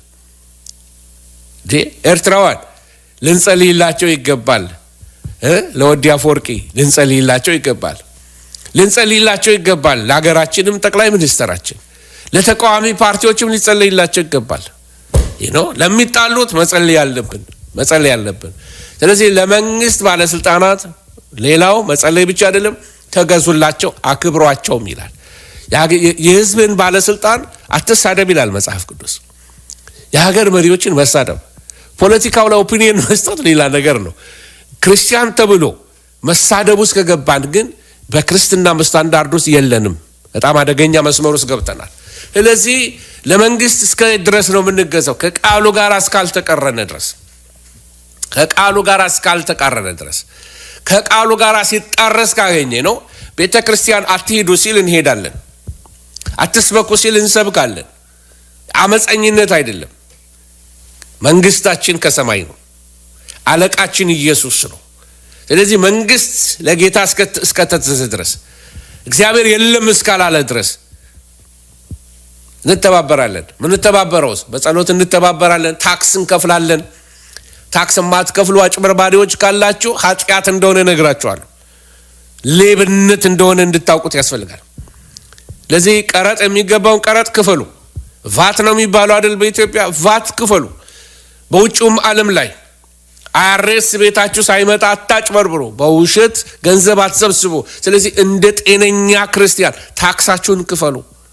ስለዚህ ክርስቲያኖች መሪዎቻቸውን ማክበር አለባቸው አልኳችሁ። ታክስ በመክፈል መንግስትን ልንተባበረው ይገባል። ድሆች በመርዳት ይህን ያልኩትን አልደግሞ። ስለዚህ አገልግሎታችን ወይም መንፈሳዊ ህይወታችን በስራ ይገለጥ። እንደ ክርስቲያኖች ፕራክቲካል ወደ ሆነው ህይወት ውስጥ ስንኖር እንደ ብርሃን መታየት እንጀምራለን። አንዱ ጳውሎስ የሚጠቅሰው ምዕራፍ 13 ከ8 እስከ 13 ያለው ክፍል ላይ ሄዳችሁ ስትመለከቱ ደግሞ ክርስቲያኖች ዕዳ እንዳይኖርብን ይመክራል። ከፍቅር በቀር በማንም ላይ ምን ዕዳ አይኖርባችሁ። ይሄ የከበረ ህይወት ስለመኖር የጸዳ ህይወት ስለመኖር ነው። ዕዳ የሚለውን ቃል ወስጄ እንዲሁ እንደው ምክር ለመስጠት ያህል ከሰዎች የተበደራችሁትም ነገር ካለ መልሱ። ተበድሮ ዝም ማለት ትክክል አይደለም። ዕዳ አይኖርባችሁ፣ የመንግስትም ዕዳ አይኖርባችሁ፣ የባንክ ዕዳ አይኖርባችሁ። ክፈሉ። ስለዚህ ከሰው የተበደራችሁ ካላችሁ ሰዎችን አታስለቅሱ። ተቸግራችሁ ወስዳችሁ ለምንድን ነው ማትሰጧቸው? ተነጋገሩ፣ ዲል አድርጎ ከመንግስትም ጋር ዲል እንደምታደርጉ ዕዳን መክፈል ያስፈልገናል። ስለዚህ ከብድር ነፃ የወጣ ህይወት መኖር እንዴት ሪሊፍ ይሰጣል። ሌላው ክሬዲት ካርዳችሁ እስከ ጫፍ ድረስ ሞልቶ በዕዳ ላይ ዕዳ አነሰሰሪ ዕዳ ውስጥ አትግቡ። ዕዳ ነፃነት ይወስድባችኋል። የጳውሎስን ምክር ብንሰማው ከብዙ ከዚህ ዓለም ጣጣ ውስጥ ያተርፈናል። ስለዚህ አማኝ እንደ ብርሃን መኖር ከፈለገ ከዕዳ ነፃ መሆን አለበት። ዕዳውን መክፈል አለበት። ሌላው ከህግጋት ዝርዝሮች እዚህ ላይ የተጻፉ አለ። ከነዚህ ነገሮች ራሳችሁን ጠብቁ ይለናል። ከነዚህ ጠብቅ። ስለዚህ ክርስቲያኖች የጌታን መምጣት እያሰብን ስንኖር እንዴት መኖር እንዳለብን የነቃ ህይወት እንዴት እንደሚኖርን ተመልከቱ ምን እንደሚል። እርስ በርሳችሁ ከመዋደድ በቀር ለማንም ዕዳ አይኖርባችሁ። ሌላውን የሚወድ ህግን ፈጽሞታል። ምን ማለት ነው? በፍቅር ተመላለሱ። አታመንዝር፣ አትግደል፣ አትስረቅ፣ በውሸት አትመስክር፣ አትመኝ የሚለው ከሌላይቱ ትእዛዝ ሁሉ ጋር በዚህ ባልንጀራን እንደ ነፍስ ውደድ በሚለው ቃል ተጠቅልሏል። ይህ ማለት ነው በፍቅር ሁሉ ህግ ይፈጸማል። በፍቅር የሚኖር ሰው ህግን ሁሉ ፈጽሟል ማለት ነው። ፍቅር ከሁሉ ይበልጣል ለማለት ነው። እና ምንድነው የሚለው? ስለዚህ ፍቅር የሕግ ፍጻሜ ነውና። ስለዚህ በፍቅር ስትመላለሱ ሕግን በሙሉ ፈጽማችኋል ማለት ነው። በፍቅር የሚኖር ሰው ባልንጀራውን እንደ ነፍሱ ይወዳል። ስለዚህ ባልንጀራው ላይ ክፉ አያደርግም። አያችሁ ከፍቅር የተነሳ እና ምን ያያይዘዋል? አሁን ከዚህ በመጨረሻው ዘመን ካለንበት ጋር ከእንቅልፍ የምትነሱበት ሰዓት አሁን እንደደረሰ ዘመኑን ወቁ። ምን ካመንበት ጊዜ ይልቅ መዳናችን ዛሬ ወደኛ ቀርቧል። ሌሊቱ አልፏል፣ ቀኑም ቀርቧል። እንግዲህ የጨለማውን ስራ አውጥተን እንጣለው። ስለዚህ የብርሃንን ዕቃ ጦር ጋሻ እንልበስ። በዘፈን በስካር በዝሙት በቅናት በክርክር አንመላለስ። እንደው ምኞቱን እንዲፈጽም ለስጋ አታስቡ። ስለዚህ በጽድቅ ተመላለሱ፣ በብርሃን ተመላለሱ፣ ኢየሱስን እየመሰላችሁ ተመላለሱ። ይህንን ነው ጳውሎስ እየመከራቸው ያለው። ዘመኑ ያለቀበት ዘመን ላይ ያለነው እንዴት እንመላለስ የሚለውን ይህንን ነገር ሊያስተምር ይሞክራል። ስለዚህ አማኞች ለባለስልጣናት እየተገዛን እንኖራለን። ስለዚህ የተበደርነውን ገንዘብ እየከፈልን ቀረጣችንን እየከፈልን ከብድር የጸዳ ህይወት እየኖርን ማለት ነው ወገኖች ሆይ። ስለዚህ ከሕግ ጋር አሁንም እንደተናገርነው ደግሞ ልክ ጌታ ዛሬን እንደሚመለስ እያሰብን በቃ የተዘጋጀ ህይወት እንኑር፣ በተዘጋጀ ህይወት እንመላለስ። ይህንን ነው ጳውሎስ የሚመክራቸው ወገኖች ሆይ። ስለዚህ ከምዕራፍ 13 በተለይ ወደ ታች ወርዶ የሚናገረውና እስከ ምዕራፍ 14 ምዕራፍ 15 ሄዳችሁ ብትመለከቱ ክርስቲያኖች የተለያየ አመለካከት ቢኖር በመካከላችን እንዴት መኖር አለብን? አያችሁ በመካከላችን መረዳታችን አንድ አይነት ላይሆን ይችላል። ስለዚህ አንድ አይነት መረዳት በሌለብን ነገር ላይ ምንድነው ማድረግ ያለብን? በዚህ ነገር ላይ ሄዳችሁ ተመለከቱ። ከምዕራፍ 13 14 ጀምሮ ወደ ምዕራፍ 14 ተሻግሮ ከምዕራፍ 14ን አልፎ ሙሉ ለሙሉ ምዕራፍ 15 13 እስከሚደርስ ድረስ ክርስቲያኖች እንዴት የተለያየ ሐሳብ ቢኖርን እንዴት መያዝ እንዳለብን ይናገራል። ለምሳሌ ምዕራፍ 14 የሚነግረን አንዱ ነገር ምንድነው? በእምነት የደከመውን ሰው እንዴት ሃንድል እናድርገው? ለደካማ ወገኖች እንዴት እንጠንቀቅ? መጽሐፍ ቅዱስ በግልጽ የማያስተምራቸው ጉዳዮች አሉ። አሁን በገበያ ቦታ የታረደን ስጋ ስለመብላት ቀደማውን ስለ ፖለቲካ የነገርኳቸው አይነት ነገር በግልጽ መጽሐፍ ቅዱስ ያስቀመጣቸው፣ በግልጽ ያላስቀመጣቸው ደግሞ ብዙ ኢሹዎች አሉ። ኳስ ሜዳ መግባት፣ ስቴዲየም መግባት አለ መግባት። አያችሁ እንደዚህ አሁን ክሊር ያልሆኑ በመጠጥ ዙሪያዎች ላይ በዘፈን ዙሪያዎች ላይ የተለያየ ልዩነት ያለን ሐሳቦች ሊነሱ ይችላሉ። እንዴት አድርገን ነው ሃንድል የምናደርጋቸው? በእምነት የደከሙ ሰዎች አሉ። መንፈሳዊ መረዳታቸው ቢብሊካል ያልሆነ ሰዎች ሊኖሩ ይችላሉ። ልዩነትን እንዴት ሃንድል እናድርግ? ልዩነት በተነሳ ቁጥር ቤተክርስቲያን መከፈል እኮ የለባትም። በልዩነት የተለየ ሐሳብ ያለው ሰው ሁሉ እንደ አመፀኛ መታየት እኮ የለበትም። እንዴት ነው ሰፊ ልብ ኖሮን የሌሎችን ሐሳብ ኢንተርቴይን ማድረግ የምንችለው? እሱን ነገር እሺ ወደ ቤተክርስቲያን ስንመጣ for some reason ሰው ሁሉ ጠበብ ያለ ይመስላል። ልንሰፋ ይገባናል። ከፖለቲከኞች ይልቅ እኛ ሰፊ ልንሆን ይገባናል ወገኖች ሆይ። መጽሐፍ ቅዱስ በግልጽ ባላስተማራቸው ጉዳዮች ላይ ክርስቲያኖች ነፃነት አላቸው። መጽሐፍ ቅዱስ ኳስ ሜዳ ስለመግባት ቀኝም ግራም አይናገርም።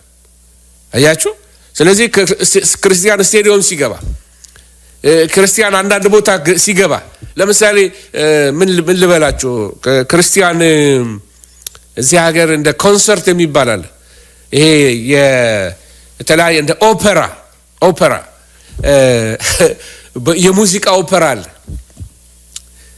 ክርስቲያን ይገባል እዛ ላይ አይገባም። ካምቦሎጆ ክርስቲያን ይገባል አይገባም። ካምቦሎጆ ጣሊያንኛ ነው ስቴዲየም ማለት ነው። ተጠንቅቄ ነው የምናገረው አንዳንድ ኢሹዎች ስላሉ። ስለዚህ በግልጽ መጽሐፍ ቅዱስ ያላስተማራቸው ጉዳይ ላይ ክርስቲያን በመንፈስ ቅዱስ የታተመ ስለሆነ ሕሊናውንና መጽሐፍ ቅዱሳዊ መረዳቱን ሊጠቀም ይገባል። አንዳንዴ በጣም ግራ ከገባን ደግሞ ፓስተሮችን እንጠይቃለን። ፓስተር እንዴት ነው በዚህ ጉዳይ ላይ ምን ትላለህ? መረዳት ምንድን ነው? አንዳንድ ነገሮች መጽሐፍ ቅዱስ አይልም። የኔ መረዳት ግን ከዚህ ቃል ተነስቼ ዶክትሪን አይደለም የምነግርሽ፣ ነገር ግን ይሄ ነው የኔ መረዳት ብዬ የምናገራቸው ነገሮች አሉ። አያችሁ ስለዚህ አንዳንድ ነገሮችን መጽሐፍ ቅዱስ ላይ ያልተጻፈለትን ነገሮች ወስደን ሰዎች ላይ ልንጭንባቸው አይገባንም። አላለም መጽሐፍ ቅዱስ አላለም። መጽሐፍ ቅዱስ አልተናገረውም። የኔ የግል ኦፒኒየን ነው ይሄ እንጂ መጽሐፍ አይልም ብዬ የምናገራቸው ነገሮች። ጳውሎስም እኮ ይላል እኔ ላለው ጌታ ግን አይልም ይላል። ቆሮንቶስን አንብባችሁ ከሆነ እኔ ላለው ጌታ ግን አይልም ይላል። ስለ ጋብቻ የሆነ ነገር ሲጠይቁት እኔ ላለው ጌታ ግን አይልም። የኔ መረዳት ይሄ ነው ማለት ነው። ስለዚህ መጽሐፍ ቅዱስ በግልጽ ባላስተማራቸው ጉዳዮች ላይ ክርስቲያኖች ኢንዲቪጁዋሊ ነጻነቱ አለን ውሳኔውን ለማድረግ እንጂ በእግዚአብሔር ቃል ላይ ሄደን ልንነታረቅ መጽሐፉ ያላለውን እየጠመዘዝን ልናናግረው መሞከር የለብንም፣ ኃጢአት ይሆናል አለ። ስለዚህ ለምሳሌ አትክልት ብቻ መብላት ጳውሎስ ወንድሜን ከማሰናክለው ይላል እኔ አትክልት እበላለሁ አለ። እንዴ ለምንድን ነው አትክልት የምትበላው? አንተ በክርስቶስ ነጻነት ያለ ሰው አይደለም እንጂ ለምንድን ነው ጮማ ማትበላው? አይ ወገኖቼ ሁዳዴ ጦም ላይ ናቸው እነሱን ማሰናከል አልፈልግም ቢል what's wrong with that? በሁዳዴ ጾም አንዳንድ ክርስቲያኖች ይጾማሉ። so what's wrong with that? ይሄ የኢንዲቪጁዋል ውሳኔ ነው፣ የግል ውሳኔ ነው። ስለዚህ ይሄን በዚህ ነገር ላይ ልንጣላም አይገባንም፣ ውይይቱም ውስጥ መግባት የለብንም። የግል ውሳኔዎች ናቸው። ስጋ መብላት ነጻነት አለኝ። ነገር ግን ወንድሜን የማሰናክለው ከሆነ ወንድሜ ኦፌንድድ የሚሆን ከሆነ ለሱ ደስ የማይለው ከሆነ ምን አለበት መዝሙሬን ቀነስ አድርጌ በሰባ። ሩሜቶ ናችሁ ወንድማችሁ ካምፓስ ውስጥ ያላችሁ ተማሪዎች በደንብ ስሙኝ። እሱ ማምን ወንድማችሁ ወይንም የሌላ ዲኖሚኔሽን ሰው የሆነ ሰው ታች ተኝቶ አንተ ከላይ ተኝተ አንተ ጮክ እያልክ በልሳን እየጸለይ እሱ ታች ሆኖ ደግሞ እንቅልፍ እንዲያጣ የምታደርገው ከሆነ አንተ መንፈሳዊ ነህ ማለት አይደለም። ለወንድም ብትጠነቀቅ። አንድ ኦፊስ ነበረኝ። እዛ ምን አንድ ኦፊስ መንገድ ዳር ያለው ኦፊስ ነው እና እዛ ኦፊስ ላይ ከታች ያሉት አፍጋኒስታኖች ናቸው፣ እስላሞች ናቸው። እንደ ሱፐር ማርኬት አላቸው፣ ትንሽ ሚኒ ሱፐር ማርኬት አላቸው እና እዛ ውስጥ ብዙ ነገሮች ይሸጣሉ እና ከፊት ብዙ ከስተመሮቻቸው እየመጡ ፓርክ ያደርጋሉ እና እኔ ደግሞ ባህሪ ሆኖብኝ ሁሌ ከኋላ አሊ ወይንም ደግሞ በሁለት ህንጻዎች መካከል ያለች ጠባብ መንገድ አለች። ጠጋ አድርጌ ነው አቆመ መኪናዬን እና ከዛ ቤት ጨርሼ ቢሮውን አስረክቤ በቃ መልቀቅ ባለብኝ ስወጣ ከስንት ጊዜ በኋላ የሆነች እህት እዛ ሱቅ ሄዳ ዕቃ ገዝታ ስትመጣ ያ ፓስተራችሁ ደህና ነው ወይ? በጣም ጥሩ ሰው ነው። አንድ ቀን እንኳን መኪናውን ከፊት አቁሞ ችግር ፈጥሮብን አያውቅም። ለነሱ የኔ መኪና ከፊት ማቆም ከኋላ ለማቆም መብቴን መተው ለነሱ ሜሴጅ ሆኗቸዋል። አያችሁ ግን ናጫ መሆን ይችላል። ነጭናጫ አይደለም። ለምን መኪናዬን እዚያ አቆማለሁ እያልኩኝ ለምን ሲታ አቆማላችሁ? በቃ አስቸጋሪ ሰው አስቸጋሪ ጎረቤት ሊሆንባቸው ይችላል። ግን መብትን በመተው ክርስቶስን ማሳየት እንችላለን። ስጋ ባለ መብላት ኦርቶዶክስ ወንድሞቼና እህቶቼ ደግሞ ጾም ላይ ነን ብለው ባሉበት ሰዓት እኔም እንደነሱ ምስር ብበላ ዋትስ ቢግ ዲል? ኤክስትራ ማይል ለሰው መሄድ። አያችሁ መብተኝነታችንን አንዳንዴ ብንተወው በክርስቶስ ያገኘነውን ነጻነት ስለ ሰዎች ስንል የምንተውበት ነገር አለ። አንዳንድ ነገሮች በማድረግና ባለማድረግ መካከል ነጻነት የተሰጡን ነገሮች አሉ።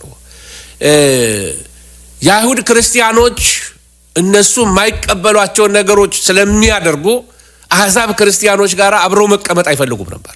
አንዱ የሮማውያን ችግር የሮሜ ቤተክርስቲያን ችግሯ ይሄ ነበር።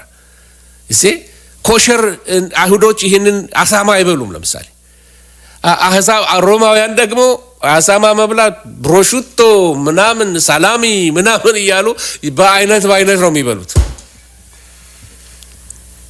አይሁዳዊውን ወንድማቸውን እነሱ አሳማ በበሉበት አፍ መጥቶ ሰላም እንደዚህ ሲሰማቸው ይጸየፉታል። አስተዳደጋቸው ነው። ምን አለ ለነሱ ስትሉ ብትጠነቀቁ ማለት ነው። ለነሱ ስትሉ ብትጠነቀቁ። ከእስላሞች ጋር የምትኖሩ ክርስቲያኖች ካላችሁ እስላሞች ለምሳሌ እነሱ አለባበስ አለ። አንቺ እኔ በክርስቶስ ነፃ ነኝ ብለሽ ከላይ እስከታች በቃ ውጥር ያለ ጂንስ ለብሰሽ እንደፈለገሽ ተኳኩለሽ ስትወጪ እነሱ ደግሞ ተሸፋፍነው ሲወጡ አንቺን የሚያዩሽ በራሳቸው ቋንቋ ወይ ቢስሚላህ ይሉ ይሆናል እና ምን ትመስላለች እንዴት ብለው ህሊናቸው እንዴት ውስጣችሁን ማሳየት የምትችሉበት መንገድ ያ ካልሆነ ትንሽ ዝቅ ብንል አካባቢያችን ላይ ሴንሲቲቭ ብንሆን ሲከር ሴንሲቲቭ ብንሆን ካልቸሩን ባንጣረሰው እምብርት እያሳዩ ነፃነት ነኝ ይሄው ነፃነት ነኝ እያሉ አይደለም ዓለማዊ ዘፋኝ የመሰልን ወንጌልን ደግሞ መጽሐፍ ቅዱስን ገልጠን ደግሞ ለማሳየት እንሞክራለን። ደረት ተገላልጦ ስለ ሰዎች ሊና ለመጣ ህግ አይደለም ማስተምራቸው ያለው ስለ ሰዎች ስለ ካልቸሩ የኢትዮጵያ ካልቸር ባህላችን የማይፈቅደው ነገሮች ያደረግን እንዴት አርገው ይስሙን? ምክንያቱም ከባህሉ ጋር የተጣረሰ ነገር ያደረግን ያለ ነው። ስለ ሴቶች ብቻ ለመናገር አይደለም። ይሄ ምንድነው የምትሉት? አዲስ የመጣው ጥብቅ ያለ እጀ ጠባብ የሚመስል ጥብቅ ያለ ሱሪ ምንድነው የምትሉት? ስም ካለ ብትነግሩኝ። ዘማሪው ጥብቅ ያለ ልብስ ሱሪ ለብሶ እዚህ ሀገር ሰዶማውያን ነው እንደሱ የሚለብሱት በነገራችን ላይ እና ለሰው ሊና ማይመች ነው። እኔ ጸጉርህን አንጨብርህ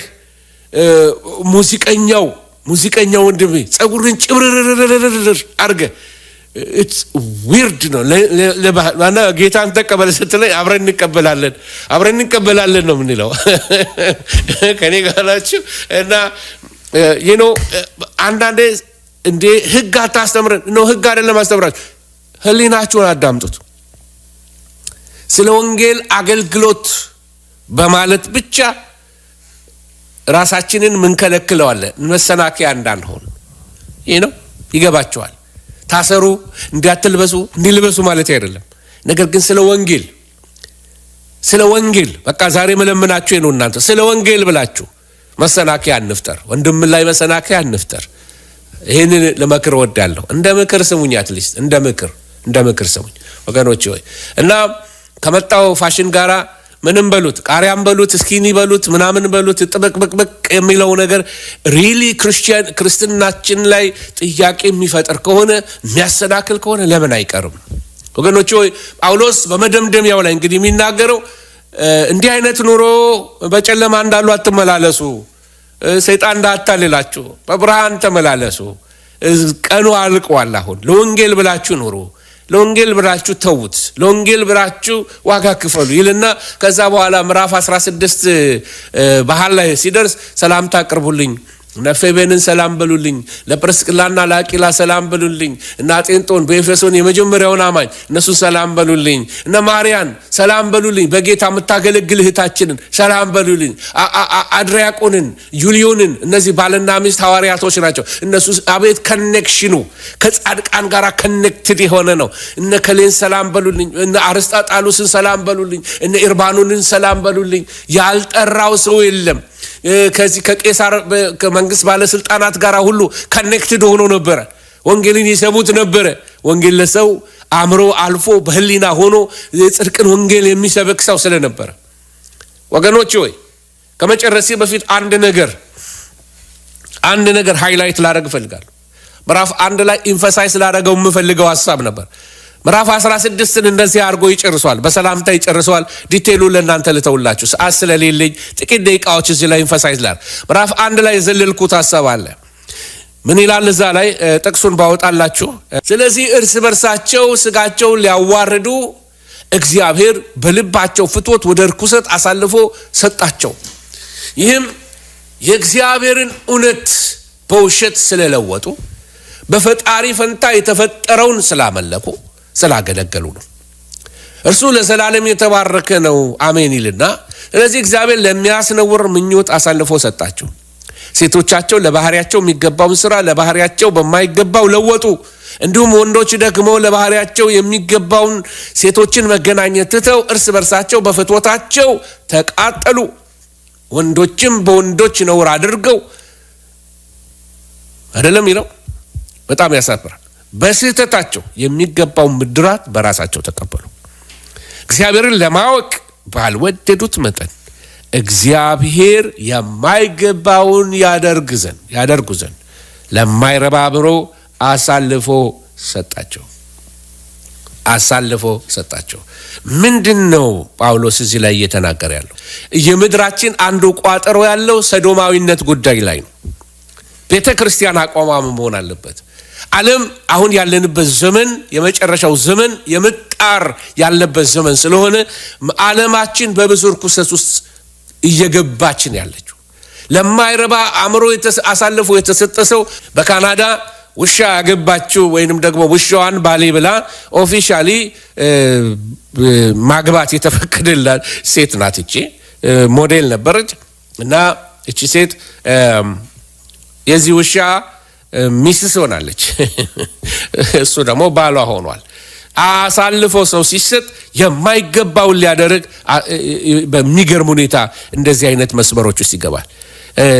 ይሄ እንዲህ አይነት ነገሮች ከውሻ ጋር መጋባት፣ ከሰው ከወንድ ከወንድ ጋር መጋባት፣ ብዙ ነውሮች ወደ ዓለማችን እየመጡ ነው ያሉት። በዓለማችን ላይ አሁን ምድራችንንም እየገፋ ያለ ኤልጂቢቲኪ የሚባል ነገር አለ። ምንድነው ካላችሁ እንግዲህ ከባንዲራው ልትረዱ ትችላላችሁ። ኤልጂቢቲኪ ማለት ምን ማለት ነው? ቃሉ ልተርትርላችሁ መጀመሪያ። ሌዝቢያን፣ ጌይ፣ ባይሴክሹዋል፣ ትራንስጀንደር ኤንድ ኳስቸኒንግ ምን ማለት ነው? ሌዝቢያን ሴቶች ከሴቶች ጋር ሲጋቡ ነው። ጌይ የምንላቸው ደግሞ ወንዶች ከወንዶች ጋር ሲጋቡ ነው። ባይሴክሹዋልስ የሚባሉት ደግሞ ከወንድም ከሴትም ጋር የሚተኙ ድርብ ፍትወተኞች ናቸው። ትራንስጀንደርስ የሚባሉ ደግሞ ጾታ የለወጡ፣ ለምሳሌ ወንዱ ወደ ሴትነት በሰርጀሪ ራሱን ለውጦ ከወንድ ጋር ተጋብቶ ይኖራል። ሴቷ በሰርጀሪ ጾታዋን ተለውጥና ከሴት ጋር ትጋባለች። እና ሌሎች ደግሞ አሉ ኳስቸኒንግ የሚባሉ ኪው።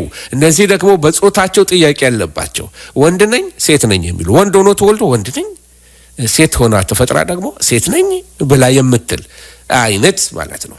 these are called questioning ኪው የሚሏቸው እነሱ ነው። ልትል ነው ፓስተር ልትሉኝ ትችላላችሁ። እነዚህ ኤልጂቢቲኪ የሚባሉት ሌዝቢያን፣ ጌይ፣ ባይሴክሹዋል፣ ትራንስጀንደር ኤንድ ኳስቸኒንግ የሚባሉት ሴቶች ከሴት የሚጋቡ፣ ወንዶች ከወንድ የሚጋቡ፣ ከወንድም ከሴትም ጋር የሚተኙ አብረው የሚኖሩ፣ ትራንስጀንደርስ ደግሞ የሚባሉ ጾታቸውን በሰርጀሪ የለወጡ፣ ሌሎች ደግሞ ግራ ጀንደር ኮንፊውዥን ውስጥ ያሉ አሁን ኢቭን ኢሜል ሲጽፉ አድሬስ ሚ አስ ሂ ሂም ኤንድ ሂስ የሚሉ አሉ። ሌሎች ደግሞ her and hers እንደዚህ አባባሎች እየጻፉ ነው ያሉት። ዊርድ የሆነ ዘመን ላይ እየመጣን ያለ ነው። ግራ የገባው ማለት ነው። ዊርድ የምንለው እንዲህ አይነት መያዣው ያልታወቀ፣ መላቅጡ ያልታወቀ፣ በጾታቸው ጥያቄ ያለባቸው፣ ወንድ ሆኖ ተፈጥሮ ሌላ አይዴንቲቲ ያለው አድርጎ ራሱን እንዲቆጥር የሚያደርጉ፣ ኢቭን በትምህርት ቤት ጾታን ንጽፍም የሚሉ አስተማሪዎች ተነስተዋል። ተማሪው ወንድ ተማሪ ካለ ጾታ የሚለውን አይሞሉትም፣ ወንድ ወይንም ሴት ብሎ አይሞሉትም። ምክንያቱም አድጎ የራሱን ይወስን የሚሉ ሰዎች ዘመን ላይ ደርሰናል። ስልጣኔ ይመስላል። ለሚቴሊው ስልጣኔ ነው። ሰዶማዊነት በመጽሐፍ ቅዱስ ውስጥ አንዱ የሚታወቅበት ሰዶማዊ ተብሎ ነው። ሰዶማውያን የሰዶም ሰዎች ፕራክቲስ ስለሆነ። ሌላው ቃል አቦሚኔሽን ነው ይለዋል በዘሌዋውያን ምዕራፍ 18 ቁጥር 22 ላይ፣ ዘዳግም 22 ቁጥር 5 ላይ ርኩሰት ነው፣ አቦሚኔሽን ነው፣ እርግማን አለበት፣ አስጸያፊ ምኞት ይለዋል። ቫይል አፌክሽንስ ይለዋል። አፌክሽን ይመስላል፣ ፍቅር ይመስላል፣ ግን ቫይል ነው። ስነ መለኮት ትምህርት ቤት እያለን አንዴት ያው ከዚህ ሀገር ነው እኔ የተማርኩት እና እዚህ ያለው ካልቸር ነው ማቀው። ብዙ በትምህርት ቤት እያለ እንደዚህ ብላ አንዷ ትናገራለች፣ እስከ ተዋደዱ ድረስ my neighbors are gays ብላ ትናገራለች። ጎረቤቶቼ ጌዎች ናቸው እና እስከ ተዋደዱ ድረስ እርስ በርሳቸው ኬር ይደራረጋሉ ብላ በፖዚቲቭ ነገር ነው የምትናገረው። ይሄ አይነቱ ፍቅር ቫይል አፌክሽን ይባላል። የረከሰ አስጸያፊ ምኞት ነው። በፍቶት መቃጠል ይለዋል መጽሐፍ ቅዱስ። it's burning with lust ሮሜ 1:27 አሁን ያነበብኩላችሁ burning with lust ነው፣ ርኩሰት ነው፣ ዝሙት ነው። ግን በፍቶት ተቃጥለዋል ይላል። ስጋቸውን አርክሰዋል ይላል ምዕራፍ 1 ቁጥር 24 ሮሜ ላይ የሚነግረን። ሌላው የሚናገረው በዘፍጥረት 13 ላይ፣ በዘፍጥረት 14:7 ላይ፣ በዘዳግም 19 ቁጥር 23 አካባቢ ላይ ይሄን የሚጠቅሰው ምን ብሎ ነው የሚጠቅሰው? ርኩሰት ነው፣ ዊክድነስ ነው የሚለው ርኩሰት ነው። እንደገና ሮሜ 1:26 ቫዮሌቲንግ ኔቸር ተፈጥሮን የሚጣረሱ ናቸው። እግዚአብሔር በተፈጥሮ የሰራውን ወንድና ሴት ተገናኝተው ልጅ እንዲወልዱ የፈጠረበትን ተፈጥሮ ይጣረሱትና ወንድ ከወንድ ሴት ከሴት እንዲጋባ የሚያደርገው ተፈጥሮንም ይጣረሳል። it's a shameful lust ነው፣ አሳፋሪ ርኩሰት ነው እያለ ነው ጳውሎስ ይህን የሚነግረው። እና ዘመኑ በተቀየረ ቁጥር ወንጌላችን ይቀየራል እንዴ? ነው አይቀየርም። እንዳትሳሳቱ፣ ሰዎችን ልንጠላ አልተጠራንም። ሰዶማዊነት በመጽሐፍ ቅዱስ በይሁዳ 7 ላይ እንደተጻፈ እንግዳ ስጋ መመኘት፣ ምናልባት ያንን ሰሌዳ ካገኘው ላውጣላ። እንግዳ ስጋን መመኘት እንደሆነ ይናገራል። ወገኖች ሆይ ይሄ ወደፊት አገራችን ላይ በጣም ኦፕንሊ የሚመጣብን ቻሌንጅ ነው። ስንዴ ለመስጠት መድኃኒት ሊሰጡን እርዳታ ሊሰጡን እነዚህ ሀብታም ሀገሮች ለኛ አስበው ብቻ አይደለም የነሱን አይዲዮሎጂ እንድንቀበል እና ባራክ ኦባማ አፍሪካን የዞሩበት የዛን ጊዜ አጀንዳቸው ለኛ አስበው አይደለም። ሊያመጡልን የፈለጉት ሰዶማዊነትን ነበር ኤክስፖርት ሊያደርጉልን የፈለጉት። ወገኖች ሆይ ሂውማን ራይት አይደለም። ይሄ ልንጠነቀቅ ይገባናል ወገኖች ሆይ። ስለዚህ ስጋቸውን የሚያረክሱ አላሚዎች ይላቸዋል ይሁዳ ላይ። ሌላ የተጠሩበት ስም እየነገርኳቸውን ራሳቸውን በብዙ ስቃይ የሚወጉ ናቸው፣ ይጎዱበታል። ሌላ ስማቸው ወንደቃዎች ይላቸዋል፣ አዲሱ ትርጉም ማለት ነው። ሌላ ደግሞ ራሳቸውን አርካሾች ይላል ጢሞቴዎስ ላይ ጳውሎስ ይጽፋቸው። እንደገና ደግሞ ቆላስይስ 3 ላይ ምድራዊ ምኞት በሚል ይጠቀልለዋል። ከዛ አሳልፈው የተሰጡ የሚል ነገር ይናገራል። እና ይህንን ስነግራችሁ እነዚህ ሰዶማውያንን እንድትጠሏቸው እንዳልሆነ እንድታውቁልኝ ይፈልጋሉ። ሰዎቹን ሳይሆን ፕራክቲሳቸውን ልንጠላው ይገባል። ልምምዱን ልንጠላው ይገባል። በቤተ ክርስቲያን ውስጥ ገብቷል። በቀሳውስት መካከል ገብቷል። በአገልጋዮች መካከል ገብቷል። እየተለማመዱት ነው ያለው። በየወህኒ ቤቱ እየተለማመዱት ነው ያለው። በየሰፈሩ ብቅ ብቅ እያለ ነው። ሲኒማዎች ላይ አልወጣም፣ ግን በኢትዮጵያ ሲኒማዎች አይወጣ እንጂ በሰሜን አሜሪካ ሲኒማዎች ላይ ሰዶሚን የሚያበረታቱ ሲኒማዎች፣ የታወቁ አክተሮች ሰዶማውያንን ፕሮሞት የሚያደርጉ ብዙዎች ተነስተዋል ያሉት ወገኖች ሆይ። ስለዚህ ሰዶማዊነት ይሄ የብሬን ፓተርን ጉዳይ አይደለም። ይሄ የኃጢአት ጉዳይ ነው። ኃጢአት እንጂ በሽታ አይደለም። underline this, it is sin, it's not sickness። ኃጢአት እንጂ በሽታ አይደለም ወገኖች ሆይ። ይሄን አይነት መረዳቱን እንዲኖራችሁ እንጂ የፈለኩት ሰዶማውያንን ጥሏቸው፣ ግደሏቸው፣ አሳደዋቸው ይሄ የኛ ወንጌል አይደለም። ኔቨር። ለነሱም ወንጌል ያስፈልጋቸዋል ወገኖች ሆይ። ስለዚህ ይሄ የሚያሳየው ምንድነው? ህብረተሰብ ከእግዚአብሔር ጋር ተጣልቷል። ሰውና እግዚአብሔር ተለያይተዋል። አሳልፎ የመሰጠት ምልክት ነው። አሳልፎ የመሰጠት ምልክት እንደሆነ ልትረዱ ይገባል። ሌላው ምንድነው የሚያሳየን? በተፈጥሮ ይሄ ራሱ ትክክል አይደለም። ኔቸር ተፈጥሮ እንኳን ሊነግረን ይገባል ወገኖች ሆይ። ይሄ በየትምህርት ቤቱ ፕሮሞት እየተደረገ ያለ ሌሰን ፕላን ወይንም ደግሞ ካሪኩለሞች እየተሰሩለት ያለ ነገር ነው። ህፃናቶቻችንን ሰዶማዊነትን ሊያስተምሯቸው በቃ ብሬን ፓተርን ነው፣ ሲወለድ ሴት ሆኖ ነው የተወለደው እየተባለ እየተነገራቸው ነው ያለው። ኖ በተፈጥሮም ትክክል አይደለም ወገኖች ሆይ። እና ለብዙ ሌሎች ኃጢአቶች መግባት ደግሞ በር ከፋች እንደሆነ ልታውቁ ያስፈልጋል። ብዙ ኃጢአቶችን በር እየከፈተ ነው ያለው። ስለዚህ ከክርስቲያን ኑሮ ከክርስቲያን ስታንዳርድ ጋር የማይሄድ ነው። ክርስቲያኖች ኧረ እግዚኦ በሉ እየተባለ መሄድ አይደለም። ልጆቻችሁን ልታስተምሩ ይገባቸዋል። አብኖርማሊቲ እንደሆነ፣ ይሄ ኃጢአት እንደሆነ፣ አሳልፎ የመሰጠት ምልክት እንደሆነ፣ መንግስተ ሰማያት እንዲህ አይነት እንደው የሆነ ነገር ትዝ ብሎኝ ነው። ጌይ ክርስቲያንስ ምን እያልን ያለ ነው? there is no gay Christian። እንዴት ነው የሚሆነው? ነፍሰ ገዳይ ክርስቲያን፣ ዘፋኝ ክርስቲያን፣ ዘፋኝነት ኃጢአት ነው ስለሚል በዛ ነው ሄድኩት። ውሸታም ክርስቲያን፣ ሌባ ክርስቲያን እያልን ልንጠራ ነው ማለት ነው ወደፊት። ይሄ የበሽታ ጉዳይ ነው አይደለም፣ ኃጢአት ነው። ከክርስቲያን የኑሮ ስታንዳርድ ወይንም ደግሞ ከክርስቲያን ክራይቴሪያዎች ጋር ከመጽሐፍ ቅዱስ እውነት ጋር ፓራሌል የማይሄድ ነው፣ የሚጣረስ ነው። ከወንጌላት ጋር ይጣረሳል። እግዚአብሔር ጻድቅ ነው፣ እግዚአብሔር ቅዱስ ነው፣ እግዚአብሔር ብርሃን ነው ከሚለው ወንጌል ጋር የሚጣረስ ነው። እሺ፣ ግን ማወቅ ያለብን ነገር ሰዶማዊነትን እግዚአብሔር ይቅር ይላል። ሰዶማውያን ካላችሁ ለሰው መንገር የማትችሉት የምትሰቃዩ በዚህ ስርዓት ውስጥ ያላችሁ ጌታ ይቅር እንደሚላችሁ ልነግራችሁ ፈልጋለሁ። እንደ ማንኛውም ኃጢአት ሪፔንት አድርጎ ልክ የድራግ አዲክሽን እንዳለ የዝሙት አዲክሽን እንዳለ የርኩሰት አዲክሽን እንዳለ ሱስ እንዳለ የሰዶማዊነትም ሱስ አለ። ሰዎች ነፃ ሊወጡበት ይችላሉ። ስለዚህ ይቅር የሚባል እንደሆነ እወቁ። ሌላው ለክርስቲያን ኮሚኒቲው ልናገር የሚፈልገው አንድ ነገር አለኝ።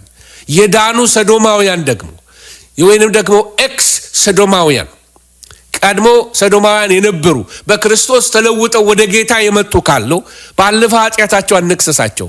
ብዙ ሌቦችን ተቀብለናል። ብዙ ነፍሰ ገዳዮችን ተቀብለናል። ስንት ያሳቱ ፖለቲከኞች ስንት ሰው የረሸኑትን ይቅር ብለን ተቀብለናል። ሰዶማውያንንም ልንቀበላቸው ይገባል። ይቅር ብለን እና ጌታ ይቅር ያላቸውን ይቅር በሏቸው። የቀድሞ ሕይወታቸውን እምቢ ለጌታ ብቻ ነው ሕይወቴን የምሰጠው ብለው ራሳቸውን ለጌታ ቀድሰው ጌታ ወደ ጌታ የመጡትን ሰዶማውያን ይቅር ልንላቸው ይገባል። አይ ማግባት አልችልም ምክንያቱም ሰዶማዊ ነኝ እኔ እና ብለው የተቀበሉ ሰዎች ካሉ ሳታገባ መኖር ትችላል። ነገር ግን ከወንድ ጋር እየሄዱ ወይንም ደግሞ ሰዶማዊነትን ሕይወት ነው ብለው እየኖሩ ክርስቲያን መሆን አይቻልም። ስለዚህ ኃጢአት እንጂ በሽታ አይደለም። ይሄ ልናውቅ ይገባናል። ሌላው የጠፉ ሰዶማውያን አሉ። ጌታ ይወዳቸዋል። ኢየሱስ ሞቶላቸዋል። በፍቅር በምስክርነት ልንመልሳቸው ይገባል እንጂ እየተጸየፍናቸው እረ እግዚአብሔር ይገስጻችሁ እያልናቸው አይደለም። የኔ ወንድም ጌታ ይወድሃል፣ ና ወደ ጌታ አቅርበናቸው። ጌታ ይወድሃል፣ ና ወደ ጌታ ንስሐ ግባ፣ ከጌታ ጋር ታረቅ እያልናቸው ልናቀርባቸው ይገባል። ስንት ሰካራም ትቀርባለህ እኮ it's a sin like any other sin እንደ ማንኛውም ኃጢአት ነው። ስለዚህ ሰዶማውያንን እየተጸየፍን ከምናርቃቸው አቅርበናቸው ጌታ ይወድሃል። ቸርች ጋብዟቸው፣ ና ወደ ጌታ። ጌታ ይቅር ይልሃል። ጌታ ይፈታሃል። ጌታ ይቅር ያላለው ያልፈታው የኃጢአት አይነት የለም። አንዳንዶቻችን ስለማንናገረው እንጂ ከስንት አይነት ትብታብ ጌታ ነፃ ያወጣን ሰዎች አለን። ስለዚህ የሰዶማውያንን ኃጢአት ከሌሎች ኃጢአት ይልቅ በጣም አናራግበው፣ ሚዛናዊ እንወልላችሁ ነው። እነሱንም ጌታ ይቀበላቸዋል። ስለዚህ ሰዶማዊነትን በየትምህርት ቤቱ እየገባ እንዳለ ይህን ኖቲስ አድርጋችሁ ለኢቫንጀሊዝም ተዘጋጁ። ይቅር ለማለት ተዘጋጁ። ተመልሰው የሚመጡትን ደግሞ በድሮ ኃጢአታቸው አትመልከቷቸው። ያ ማለት እናንተም ድሮ በወጣችሁበት ኃጢአት ሰው ሊያያችሁ ነው። ከስንት መሸታ ቤት ነው እግዚአብሔር ያወጣችሁ። ከስንት አይነት አስጸያፊ ሕይወት ነው ጌታ ያወጣን። ስለዚህ ያለፈውን በደሙ የወደፊቱን በእጁ እየሰጠን እንድንኖር ጌታ ይርዳን። አንዳንድ ነገሮች ክለሳ ላድርግና 4 ደቂቃ አለኝ። በ4 ደቂቃዎች ልጨርስላችሁ እፈልጋለሁ። መጀመሪያው ነገር ከ1 እስከ 17 ያለው ክፍል ላይ ስንመለከት ጳውሎስ ስለ ወንጌል ምንነት ይናገራል። ወገኖች ሆይ ስለዚህ ግብረ ሰዶማዊነት በኢየሱስ ስም አርነት ይወጣል። ይህን ለመመለስ ነው ጎልደን ቴስቲሞኒ። ጌታ ይባርክልኝ ስለጠያቄው። ስለዚህ ኢየሱስ ክርስቶስ የወንጌል ማዕከል እንደሆነ ጳውሎስ ደግሞ ለዚህ ወንጌል የሚመጥን ሕይወት እንዳለው ይናገርና የጻፈበትን መንገድ ያብራራል። ለዚህ እግዚአብሔር እንዴት እንደሚያድን ያሳያቸዋል። በክፍል 2 ላይ ወንጌል ለምን እንደሚያስፈልግ ይነግራቸውና እንዴት ወንጌል ሰዎችን፣ ፍጥረትን፣ አይሁዶችንም አሕዛብንም እንደሚያድን ይህንን ተመልክተናል። ስለዚህ በግርዘት ወይንም የይሁድን ስርዓት በመጠበቅ ሳይሆን የእግዚአብሔር ቁጣ የሚመለሰው የእግዚአብሔርን ጽድቅ በመጠቀም ብቻ እንደሆነ፣ የእግዚአብሔር ጽድቅ ደግሞ ስጦታ እንደሆነ ይህንን ተመልክተናል። ከዛ ቀጥለን ከተማርነው ነገር ምንድነው? በክርስቶስ ካገኘነው ጽድቅና ሰላም የተነሳ ምን አለን? ሰላም አለን፣ ጽድቅ አለን፣ ከእግዚአብሔር ጋር ታርቀናል፣ በጌታ እንመካለን፣ ከኃጢአት ፍርድ አምልጠናል። ይህንን ሁሉ ተመልክተናል እና በዚህ በክርስቶስ ጽድቅ ያገኘነውን በረከት እስከ ምዕራፍ 8 ድረስ እንዴት እንደቆጠርን ታስታውሳላችሁ። ስለዚህ በኃጢአትና በሞት ላይ ስልጣን እንዳለን ይህንን ሁሉ አውጀን ተመልክተናል። የሚቀጥለው ምዕራፍ 9 ላይ ስንደርስ ስለ አይሁዶች ዲስከስ አረግን። አይሁዶች ከወንጌል ጋር ስላላቸው ህብረት ምን መሆን እንዳለበት እንዴት እንደሚሆኑ ዲስከስ አድርገናል። በዚህ ላይ ሪቪው የምናደርገው እሱን ነው። በመጨረሻ ሮሜንስ እንደመደብ እንግዲህ ከምንመለከተው ነገር አንዱ ፕራክቲካል ክርስቲያኒቲ ወይንም ደግሞ ተግባራዊ ክርስትና ምን መሆን እንዳለበት ይህንን ስንመለከት ነበር እና መጨረሻ ላይ በሰላምታው ጳውሎስ እኔ ወደ ስፔን ልሄድ እፈልጋለሁ፣ ፈንድሬዝ ማድረግ እፈልጋለሁ፣ ፋይናንሻሊ ሰፖርት አድርጎኝ ብሎ ሲጠይቃቸው እና በሰላምታ ሲለያያቸው እንመለከታለን። እና ከሮሜ ምን እንማራለን? ከሮሜ መልእክት የምንማረው አንደኛ ሁላችንም ኃጢአተኞች ነን። ምዕራፍ 1 እና ምዕራፍ 2 የሚነግረን አይሁድንም አሕዛብንም ጨምሮ ነው። ሲደመድመው ምዕራፍ 3 እስከ 6 ያለውን ደግሞ ብቸኛው መንገድ ኢየሱስ ነው፣ ጽድቅ ኢየሱስ ነው የሚለውን ይናገራል። ከዛስ በመከራችን እንኳን መንፈሳዊ በረከቶችን እንዴት እንደምንለማመድ ምዕራፍ 5 ይነግረናል። ምዕራፍ 7 እና 8 በክርስቶስ ኢየሱስ ላሉ ምን የለባቸው? ኩነኔ የለባቸውም፣ ጻድቃን ናቸው። እናንተ ጻድቃን ናችሁ፣ በክርስቶስ ጸድቃችኋል። ከ9 እስከ 11 አይሁድና አሕዛብ ወይንም ደግሞ አይሁድ ስላላቸው በእግዚአብሔር ሉዓላዊ ምርጫ የተመረጡ ስለሆነ ተስፋ ስለ አይሁድ የመዳን ተስፋ ይናገራል። ምዕራፍ 12 እስከ 16 አማኝ ለደካሞች እንዴት ሊተጋ እንደሚገባው ለደካሞች ትጉላቸው በሚለው ሐሳብ የተናገረውን እንመለከታለን። እግዚአብሔር ስም የተባረከ ይሁን። ክብር ሁሉ ለእግዚአብሔር ይሁን። የረዳን እግዚአብሔር ስሙ የተባረከ ይሁን። ጌታ እግዚአብሔር ይባርካችሁ ቅዱሳን። ተባረኩልኝ። ሻሎም ሻሎም።